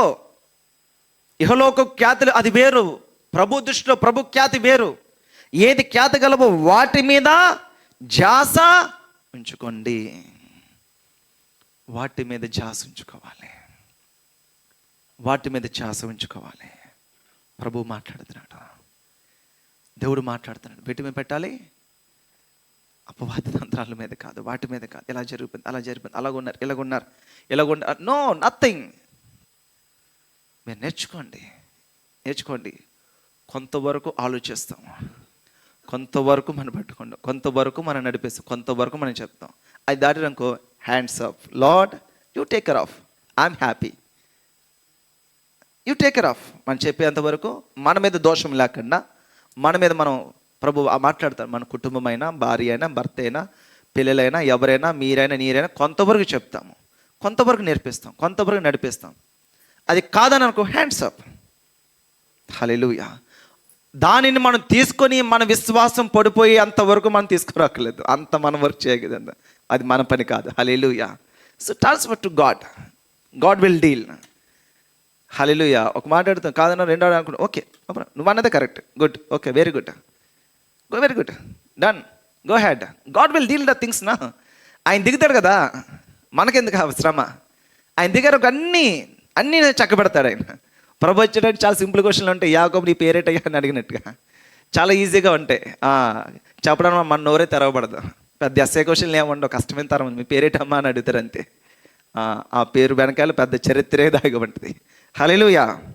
అన్నిటికన్నా శ్రేష్టమైనవి తర్వాత ఏది ఖ్యాతి గలబో, ఏది మెరుగు గలబో చూడండి. తర్వాత వచ్చిన ఎఫెసీయులకు రాసిన పత్రిక 6వ అధ్యాయము. మనకి ఈ విషయాలను కూడా మనకు తెలుసు. కవచం గురించి, సర్వాంగ కవచం గురించి మనం రాయబడింది. ఎఫెసీయుల ఈ రిఫరెన్స్ రాసుకోండి, దాని తర్వాత మీరు ధ్యానం చేసుకోండి. ఆ సర్వాంగ కవచము సరే చూడండి ఒకసారి, త్వరగా మనం చదివేద్దాం, మన సమయం పోతుంది. సర్వాంగ కవచం ఎఫెసీయులకు రాసిన పత్రిక 6వ అధ్యాయము 11వ వచనం. మీరు అపవాది తంత్రములను ఎదిరించుటకు శక్తిమంతులగునట్లు దేవుడిచ్చే సర్వాంగ కవచమును ధరించుకొనుడి. ఎలాగనగా మనము పోరాడునది శరీరులతో కాదు, కానీ మన శరీరులతో కాదు, మన డీలింగ్స్ కాదు, మనుషులు కాదు. మనుషులు డిస్టర్బ్ చేస్తున్నాం, ఆ మనుషులు లేకపోతే ఆ పరిస్థితుల్లో ఉన్న అపవాది తంత్రాలతో మనం డీల్ చేస్తున్నాం. వాటితో మనం ఫైట్ చేయాలి. ఆతో మనం ఫైట్ చేయడం వాళ్ళ దగ్గరికి వెళ్ళక్కర్లేదు. హల్లెలూయా. మనం పోరాడేది ఎవరితోటి? అపవాది తంత్రాలతో. మిమ్మల్ని తిట్టాడంటే దాని అర్థం ఏంటంటే అపవాది అలా ప్రేరేపి మిమ్మల్ని తిట్టాడు. మిమ్మల్ని దోచుకున్నాడంటే దాని అర్థం ఏంటి? అపవాది వాడిని అలాగా మభ్యపెట్టుకుని మిమ్మల్ని దోచుకున్నాడు. అర్థమవుతుంది. మిమ్మల్ని మోసం ఇచ్చారంటే అపవాది అలా చేయాలి. సో మనం ఏం చేయాలి? వాళ్ళు ఉన్న మోసకరమైన ఆత్మను లేకపోతే అబద్ధపు ఆత్మను లేకపోతే వాటి మీద మన ఫైట్, దాని మీద ఫైట్ వాళ్ళ దగ్గరికి వెళ్ళక్కర్లేదు, మనం ఫోన్ కూడా చేయక్కర్లేదు. హల్లెలూయా. మోకరిస్తే చాలు, అన్నీ సెట్ అయిపోతాయి. హల్లెలూయా. సర్వాంగ కవచం మనం ధరించుకోవాలి. సో ఇంకా తర్వాత వచ్చిన మనం చూద్దాం. చూడండి, జేమ్స్ చాప్టర్ 4:7, యాకోబు రాసిన పత్రిక. రెసిస్ట్ నెగిటివిటీ, వ్యతిరేక ప్రభావము దాటి రావాలి. యాకోబు రాసిన పత్రిక 4వ అధ్యాయము 7వ వచనం. James chapter 4:7. ఎస్. కాబట్టి దేవునికి లోబడి ఉండుడి, అపవాదిని ఎదిరించుడి, అప్పుడు వాడు మీ యొద్ద నుండి పారిపోవును. అందరూ చెప్పండి, అప్పుడు చెప్పండి, పక్క వాళ్ళతో చెప్పండి, అప్పుడు. ఏంటమ్మా అప్పుడు అని అడుగుతారు పక్కన వాళ్ళు. అగు పైన చెప్పండి, దేవుడికి లోబడి ఉండండి, దేవుడికి లోబడి ఉండండి. ఇప్పుడమ్మా ఎప్పుడు? దేవుడికి లోబడి ఉండండి, అప్పుడు అపవాదిని ఎదిరించండి. ఇంకొంచెం క్లియర్గా చెప్తాను. దేవుడికి లోబడి ఉన్నప్పుడే అపవాదిని ఎదిరించే శక్తి మనకు ఉంటుంది. హల్లెలూయా. ఒక్కొక్క పవర్ కదా. ఈ పవర్ పనిచేయాలంటే ఇగో పవర్ ఇది. ఏంటి ఆ పవరు? దేవుడికి లోబడి ఉండాలి. లోబడ్డం అంటే దాని అర్థం ఏంటి? Through word of God. ఆయన మాట దాటి లేకపోతే ఆయన ప్రవర్తన దాటి మనం బయటికి should not.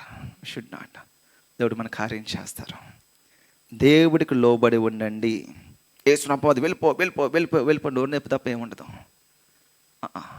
So first priority ఏంటి? లోబడి ఉంటున్నానా, నేను లోబడి ఉంటున్నానా. ఇది లోబడి ఉండకుండా ఆటోమేటిక్గా అపవాది వెళ్ళదు. ఎందుకంటే నువ్వు ఈయనకు లోబడకపోవడమే అపవాది క్రియ. హల్లెలూయా. గదవుతుందా? దేవుడికి లోబడకుండా చేయడమే అపవాది క్రియ. ఈయన లోబడకుండా వాక్య ప్రకారం చేయకుండా నువ్వు వెళ్ళిపోయి అలాగ వెళ్ళిపోద్ది. దేవుడు లోబడకపోతే అపవాది ఫ్రెండ్ అయిపోద్ది. హల్లెలూయా. నో. సో కాబట్టి ఈయనకి లోబడి ఉంటే ఆటోమేటిక్గా నీ బలం లేకపోయినా, నువ్వు ముసలి వాళ్ళ అయిపోయినా, ఏ స్థితిలో ఉన్నా, ఏమీ లేకపోయినా ఒక్క మాటతో అపవాది పెట్టేబడే సర్దుకుని వెళ్ళిపోవాల్సిందే. దేవుడికి లోబడి ఉండండి. అపవాది వెళ్ళిపోవాలి అని అనుకుంటే, లేకపోతే అపవాది క్రియలు లయపరచాలంటే మనం ఏం చేయాలి? దేవుడికి లోబడి ఉండాలి. అప్పుడు అపవాది వెళ్ళిపోతుంది. ఇంకేమన్నా చూడండి, యోహాను సువార్త జాన్ గాస్పెల్ 8:48 జాన్ గాస్పెల్. కమాన్. అందుకు యూదులు, నీవు సమరయుడవును దయ్యమును పట్టిన వాడువును అని మేము చెప్పు మాట సరియే గదా అని ఆయనతో చెప్పగా, యేసు, నేను దయ్యం పట్టిన వాడును కాను, నా తండ్రిని గనపరచువాడును, మీరు నన్ను అవమానపరచుచున్నారు. నేను నా మహిమను వెదుకటలేదు, వెదుకుచు తీర్పు తీర్చుచు ఉండువాడొకడు కలడు. ఒకడు నా మాట గైకొనిన ఎడల వాడెన్నడూను మరణము పొందడని మీతో నిశ్చయముగా చెప్పుచున్నానని ఉత్తరమిచ్చాను. రైట్, ఇక్కడ ఏం చెప్తున్నారు చూడండి, దేని గురించి మాట్లాడుతున్నారు? నీవు సమరయుడవు, దయ్యమును పట్టిన వాడవును అని మేము చెప్పు మాట సరియే కదా అని ఆయనతో చెప్తున్నారు. ప్రభువారు దానికి సమాధానం చెప్తున్నారు. ఎవరి గురించి చెప్తున్నారు? అది యేసు ప్రభువు గురించి చెప్తున్నారు. ఎందుకు చెప్తున్నారు అది? యేసు ప్రభువారు అపవాదిని, దయ్యాలను, దురాత్మని వెళ్ళగొడుతున్నాను. నువ్వు అపవాదిని, దయ్యాలను వెళ్ళగొడతాం కాబట్టి నువ్వు దయ్యాలకు నాయకుడు పోయి, అందుకే మీ మాట వింటున్నాయని పెద్ద లాజిక్ పట్టుకొచ్చారు వాళ్ళు. ఏమండి, ఎవరి దగ్గరికి? జ్ఞాని దగ్గరికి, ప్రపంచ జ్ఞాని దగ్గరికి, సర్వజ్ఞాని దగ్గరికి పెద్ద లాజిక్ పట్టుకొచ్చారు. నీ మాట వింటది కదా, అయితే నువ్వే వానికి యజమానిలా ఉంది. సో ప్రభు చెప్పారు, ఏ రాజ్యము, ఏ దురాత్మ వాళ్ళు వెళ్ళగొడితే ఆ రాజ్యము నిలబడుతుందా? నేను అపవాది రాజ్యము అయితే, నేను సంబంధి అయితే నా రాజ్యాన్ని కూల్చుకుంటే నాకేముంటుంది? నా రాజ్యం కూలిపోద్ది. నేనేం చేసుకోవాలి? అపవాదిని పోగొట్టుకోకూడదు ఒకవేళ నేను అపవాది సంబంధి అయితే. ప్రభు సమాధానం చెప్పారు. సో లోకము, ఇక్కడ ఒక మాట మనం అర్థం చేసుకోవాలి. ప్రభు వాక్యంతో సరైన సమాచారం, సరైన వర్తమానం, లేకపోతే సరైన వాళ్ళకి సమాధానం చెప్పారు ఆయన. అయితే దేవుడు అపవాది తంత్రాలను వెళ్ళగొడుతున్నాడు. కానీ మనుషులు మన మీద కొన్ని నేరాలు మోపుతూ ఉంటారు. పట్టించుకోకూడదు. అపవాది తంత్రాలు వెళ్ళిపోతూ ఉంటాయి. ఇదిగో ఇలాగే నీ వాళ్ళు వేస్తూ ఉంటారు. యేసుప్రభు వారి మీద కూడా వేశారు. దయ్యాలు వెళ్ళగొట్టేశారు. దాని గురించి ఏదో చెప్తున్నారు వాళ్ళు. సో కాబట్టి ఏవి మనం పట్టుకోవాలో, ఏవి మనం ఆలోచన పెట్టుకోవాలి, వేటిని మనం విడిచిపెట్టాలి. వాళ్ళకి విషయాలు వాక్యలోంచి ఆయన చెప్పుకొచ్చారు. సో కాబట్టి మనం వేటిని మనం పట్టుకోవాలో ఆ విషయాలు మనం కలిగి ఉన్న. చివరికి ఒక మాట మనం చదువుకొని మనం ముగించుకుందాం. చూడండి, వేటిని మనం పట్టుకోవాలో మనం పట్టుకున్నాం. మత్తయి సువార్త అతి శ్రేష్టమైన మాట దేవుడి వాక్యంలో ఉంది. Matthew chapter 13 verse 38, 39. మత్తయి రాసిన సువార్త 13వ అధ్యాయము 38, 39 వచనాలు. పొలము లోకము, మంచి విత్తనములు రాజ్య సంబంధులు, గురుగులు దుష్టుని సంబంధులు, వాటిని విత్తిన శత్రువు అపవాది. కోత యుగ సమాప్తి, కోత కోయేవారు దేవదూతలు. గురుగులు ఎలాగూ కూర్చోబడి అగ్నిలో కాల్చివేయబడును, అలాగే యుగ సమాప్తి యందు జరుగును. రైట్, వినండి. ఇక్కడ మనం అర్థం చేసుకో విషయాలేంటి? దేవుడు వాక్యము వెత్తబడుతుంది. ఏం చెప్తున్నారు ఇక్కడ? పొలము లోకము, మనము లోకము, మనమే పొలం అంటే మనమే. సో విత్తనాలు ప్రవిత్తాడు, మనం వెతుకుతున్నాం. ఈ విత్తనములు రాజ్య సంబంధులు. పొలము లోకం, మంచి విత్తనములు రాజ్య సంబంధం. గురుగులు ఎవరు? దుష్టుని సంబంధులు. ఇప్పుడు ఎక్కడున్నాయి అవి? లోకంలో పడి ఉన్నాయి. అంటే మన మధ్యలోనే పడి ఉన్నాయి. మనం తెలుసుకోవాలి. నా బెస్ట్ ఫ్రెండ్ అయితే కావచ్చు, మేబీ వాడి గురుగులేమో నీ జీవితంలో. అర్థం చేసుకోండి. నీ బంధువే కావచ్చు, రక్త సంబంధి. I hate the such kind of words. నాకు అసహ్యం ఆ మాటలంటే.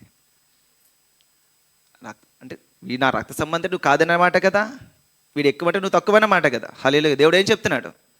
అందరూ నా కూతురుతో సహా. హల్లెలూయా. ఇందులో ఎక్కువ తక్కువ లేదు. ప్రతి ఒక్కరిని శ్రేష్టమైన ప్రేమతో దేవుడు ప్రేమించమన్నాడు. స్వార్థం ఉన్న వాళ్ళు వీటిని వెతుకుతూ ఉంటారు. నేను ఎక్కువ, నువ్వు ఎక్కువ, వాళ్ళు కావాలి, వీళ్ళు కావాలి. No, nothing. యేసుక్రీస్తు ప్రభు తన రక్తాన్ని అందరికీ చిందించాడు ఆయన.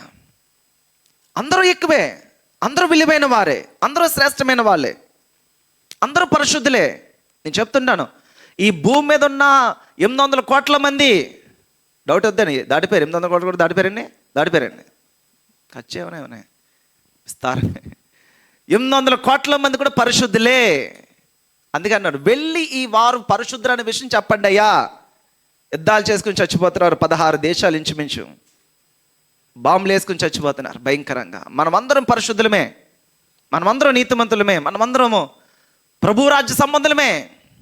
కానీ ఈ సత్యము తెలియనివ్వకుండా అసత్యంలో వాళ్ళు ఉంచేసి, అసత్యంలో వారు చనిపోతే అసత్యంలో వారు వెళ్ళిపోతారు. అదే నరకము. అదే నరకము మనం అర్థం చేసుకోవాలి. ప్రభు మాట్లాడుతున్నాడు అక్కడ. ఈ గురుగులు ఎక్కడ ఉంటాయి? మన మధ్యలోనే ఉంటాయి, మన మధ్యలోనే ఉంటాయి. జాగ్రత్తగా మనం ఏది అపవాద సంబంధం ఏందో తీయడం ఉండదు. ప్రభు కట్ చేస్తాడు. జాగ్రత్తగా ఎక్కడ మనం సమయం ఉండాలో, ఎక్కడ మనం సమయం గడపకూడదో, ఎక్కడ మనం మాట్లాడుతూ ఉండాలో, ఎక్కడ మనం మాట్లాడకూడదో, ఎక్కడ మనం సమాధానం, ఎక్కడ మనం మౌనంగా ఉండాలో మీకు అర్థమవుతుందా? సో ఇక్కడ మాట్లాడితే అపవాద స్థలమా, మాట్లాడకపోతే అపవాద స్థలమా తెలిసి ఉండాలి. ఓహో, ఇక్కడ నువ్వు మౌనంగా ఉండు, బీ క్వైట్, బీ క్వైట్. అక్కడ నువ్వు మౌనంగా ఉండే అపవాద తంత్రాలు లయపరచబడితే అనుకుంటే మౌనంగా ఉండడమే. ఇది చెబితేనే అపవాద తంత్రాలు లయపరచబడితే చెప్పడమే, అది కాదనుకుంటే మనం చెప్పుకోవడమే. ప్రతిఫలం రాదు అన్నప్పుడు డిస్కషన్ దేనికి? హల్లెలూయా. ప్రతిఫలం అవ్వదు మనుషుల వల్ల, మనుషుల యొక్క డిబేట్స్ వల్ల. No, nothing. దేవుడు ఏం చెప్తున్నాడో అది మాట మనం చేయాల్సిందే. ఎక్కడి నుంచి ఏం చెప్తున్నామో ఆ మాట చేయాల్సిందే. విస్తారమైన మాటల్లో దోషము, దానికి మించిన మాటలు నో డిస్కషన్స్. గుర్తుపెట్టుకుని, అవునంటే అవును, చెయ్యంటే చెయ్యి, చేయొద్దంటే చెయ్యొద్దు, వద్దంటే వద్దు, చెయ్యంటే చెయ్యి. దేవుడి దగ్గర నుంచి వచ్చిన విషయాలు ఇవన్నీ కూడా. ఇది కాదు, అది కాదు, ఇలాగా అలాగ నో. ప్రభు తెలుగు మాట్లాడతారు, దైవజనులు తెలుగు చెప్తున్నారా? ఒక విషయం ఇది ఎలా చేయాలి అని చెప్పినప్పుడు దాని అర్థం ఏంటి? దాని గురించి పూర్వ విషయాలన్నీ కూడా తెలుసుకొని పరిశీలన చేసి చెప్తారు. ఇది ఎలాగ ఉండాలి అని చెప్పిన, ఓహో, మనకు అర్థం కాకపోయినా దాన్ని మనం చేయాలి. అది దైవజనుల దగ్గర నేర్చుకున్న సత్యం, అది ప్రభు నేర్పించిన సత్యము. ఇది ఎలాగా అని అన్నప్పుడు తెలియదు, దానిలో డెప్త్ లోపల చాలా ఉంటుంది. అది మనకు ఇప్పుడు అర్థం కాకపోవచ్చు, కానీ చేయమన్నప్పుడు చేయవలసిందే. హల్లెలూయా. చేయమన్నప్పుడు చేయవలసిందే, వెళ్ళమన్నప్పుడు వెళ్ళాల్సిందే. సో కాబట్టి మన మధ్యలోనే ఈ గురుగులు చల్లే వాళ్ళు ఉంటారు, గురుగులు సంబంధాలు ఉంటారు, రాజ్య సంబంధులు ఉంటారు. మీరు స్పిరిచువల్, దాన్ని ఏమంటారంటే ఆత్మీయ మెలకువ, స్పిరిచువల్ అవేర్నెస్ కలుగుతూ ఎక్కడ ఎవరు గురుగుల్లో ఎవరు విలం, అలాగే ఎవరిని కూడా మనం వేలు పెట్టి చూపించలేం. సో కాబట్టి ఎక్కడ మన విశ్వాసం పెరుగుతుందో, ఎక్కడ మన విశ్వాసం తరుగుద్దో మనము ఆత్మీయ అవగాహన కలిగి మనం వెళ్తూ ఉండాలి. ఎందుకు అది మనం తెలియకపోతే, ఒకవేళ మనుషులను సంతోష పెట్టేవారుగా మీరు ఉంటే ఖచ్చితంగా పెద్ద సింహాసనం ఉంటుంది. చంద్రగా పెద్ద సింహాసనం అపవాదికి వేసినట్టే. మనం మనుషులు సంతోష పెట్టామా, అది ఎప్పటికీ దేవుని సంతోషపెట్టదు. అది పెట్టుకోండి. వాక్యంతో వారు కూడా వాక్యంతో ఏకీభవిస్తున్నారా, హ్యాపీ, దేవుడు హ్యాపీ, మనుషులు హ్యాపీ. దేవుడు అంగీకరిస్తాడు, కానీ మనుషులండి మరి వాళ్ళు వల్ల ఇలా చేసి మరి దేవుడు నష్టమే. అది ఖచ్చితంగా అపవాతంత్రాలకి ఒక అడ్డా, ఒక హబ్ అయిపోద్ది. సో కాబట్టి నో. ఎందుకని మనం చదువుకున్న ఇప్పటి వరకు చాలా విషయాలు చదువుకున్నాం. అపవాదం nothing, absolutely nothing, absolutely nothing. మన చేతిలో ఉన్నాను దేవుడు. అన్నీ కూడా మన స్థలం ఇచ్చేదే, మాట్లాడేది, లేదా మనుషులు ఎక్కడ మనం మాట్లాడుతాం, ఎవరితో మనం డిస్కస్ చేస్తున్నాం, ఆటోమేటిక్గా నీ లైఫ్, ఆటోమేటిక్గా నీ బిహేవియర్, ఆటోమేటిక్గా నీ మాటలు మారిపోతే నువ్వు ఎవరితో ఉంటున్నావు అనే విషయాలు ఈజీగా చెప్పచ్చు. మీ ఇంటికి రావట్లేదు, మీ చదువు అక్కడ ఎవరు రావట్లేదు, మీతో పాటు ఎవరు చూడట్లేదు, ఎవరికి నో నీడ్. హల్లెలూయా. సో కాబట్టి సత్యం అర్థం చేసుకోండి, సత్యం మనల్ని స్వతంత్రం చేస్తాం. కళ్ళు మూసుకుందాం, అందరూ కూడా ప్రార్థన చేద్దాం. హల్లెలూయా, హల్లెలూయా, హల్లెలూయా. శ్రేష్టమైన అంశాలు ఈరోజు పరిశుద్ధాత్మ దేవుడు మనందరికీ కూడా తెలియజేశాడు. రెకండో దెరీమా సెకే. హల్లెలూయా. Don't give the big priority. హల్లెలూయా, హల్లెలూయా. అపవాదికి అస్సలు ప్రయారిటీ ఇవ్వకండి. హల్లెలూయా, హల్లెలూయా. సమస్యనే మీ మైండ్స్లో పెట్టుకునేది, ఆ సమస్యనే, ఆ మాటల్ని, అదే అపవాది సంబంధమైంది. ఆ ఎడబాటుని, ఆ దూరమును, ఆ గొడవను, లేకపోతే ఆ మాట, ఆ హేళన, లేకపోతే ఆ విషయము నో. హల్లెలూయా. నన్ను విడగొట్టేది మనం గుర్తుపెట్టుకోకూడదు. నన్ను కలిపేదే మనము పెంచుకోవాలి, మన మనసులో పెట్టుకోవాలి. హల్లెలూయా. ప్రార్థన చేద్దాం ఈరోజు. అడగండి దేవుణ్ణి. కమాండ్ అపవాదిని ఎదిరించాలి. దేవుడికి లోబడి ఉండండి, ప్రభువుకు లోబడి ఉండండి. అప్పుడు అపవాదిని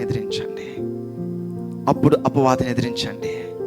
ఆల్రెడీ దేవుడు అన్ని 2000 సంవత్సరాల క్రితము గొప్ప రక్షణ, హల్లెలూయా, గొప్ప రక్షణ, ఉన్నతమైన శ్రేష్టమైన రక్షణ దేవుడు మనకి ఇచ్చేసాడు. హల్లెలూయా. Thank you Jesus. పరిశుద్ధాత్మనా నీకు వందనాలయ్యా. ఈరోజు ఎంత శ్రేష్టమైన వాక్యం, ఎంత శ్రేష్టమైన వాక్యము ఈరోజు తండ్రి ప్రభా. ఆత్మీయ ఆహారము మనిషి బ్రతికే రొట్టె వల్ల మాత్రమే కాదు. ఎస్, ఈరోజు ఈ మాట వల్ల ఈ రోజు నుంచి ప్రతిరోజు సాక్ష్యమే. నా దగ్గర ఒకటి పీకేస్తే 10 దేవుడు నాకు ఇస్తాడు. హల్లెలూయా. నా దగ్గర ఒక ద్వారం మూసేస్తే 7 ద్వారాలు తెరుస్తాడు దేవుడు. హల్లెలూయా. హల్లొందోరి కడబతోడి బషందరే కర డోహోడి మా సెకే డిబా షందరే కౌర బా సెకో రిబా నకన లేహందోరి కర మా సెకే లిఊరి మా సెకర. దేవానికి స్తోత్రములు నాన్న. ఆత్మ సంబంధులతో, పరిశుద్ధాత్మ సంబంధులతో బీ కేర్ఫుల్ విత్ దెమ్. హల్లెలూయా. దేవుడు రాజ్య సంబంధులతో హల్లెలూయా జాగ్రత్త. దేవానికి స్తోత్రములు. అపవాది జాగ్రత్త, లోకము జాగ్రత్త. దేవానికి స్తోత్రములు నాన్న. కృపగల దేవా, ప్రేమగల మా తండ్రి, నీ కృపగల హస్తాలకి, దయగల హస్తాలకు వందనాలు, స్తోత్రములయ్యా.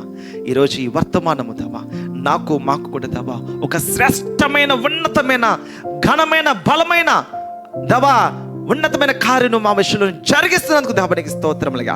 ఇదిగో నువ్వు చూపిస్తున్నావు దేవా అనేక దినాలు, అనేక పురాతనమైన నుంచి రఖండోదరి కరమ సెకే ఏలుబడి కుటుంబాల్లో ఏలుబడి చేసిన తుప్పు పట్టిన కాడులు దేవుడు బెరగొట్టేస్తున్నాడని దేవుడు చెప్పాడు. తుప్పు పట్టిన కాడు ఎన్నో సంవత్సరాల నుంచి ఆ లేమో లేదా ఆ యొక్క రోగమో లేదా యొక్క సమస్య లేదా అప్పులో what ever it may be, దేవుడి యొక్క సన్నిధిలో దేవుడితో కలుస్తూ దేవుడి సన్నిధిని దూరం చేస్తున్న హల్లెలూయా ఆ తుప్పు పట్టిన కాడులు దేవుడు విరగొడుతున్నాడు కదా. ఎస్, నా జీవితంలో, మా జీవితం ఇక్కడ ఉన్న ప్రతి ఒక్కరి జీవితంలో, ఈ వాక్యం వింటున్న ప్రతి ఒక్కరి జీవితంలో ఆ తుప్పు పట్టిన కాడులు విరగొట్టబడును గాక. ఫ్రీడమ్, స్వతంత్రము, స్వేచ్ఛ, యేసులో స్వేచ్ఛ, యేసు నామములో ప్రకటిస్తున్నానయ్యా. విడుదల, మీకు అందరికి విడుదల.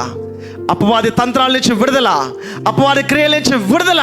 నజరేయుడైన యేసు నామములో తండ్రి శ్రేష్టమైన ఆశీర్వాదాలు, శ్రేష్టమైన సాక్ష్యాలు రాబోతున్నాయండి యేసు నామములో. ఎస్, ఆమె నేను పట్టుకుంటున్నానండి. హల్లెలూయా.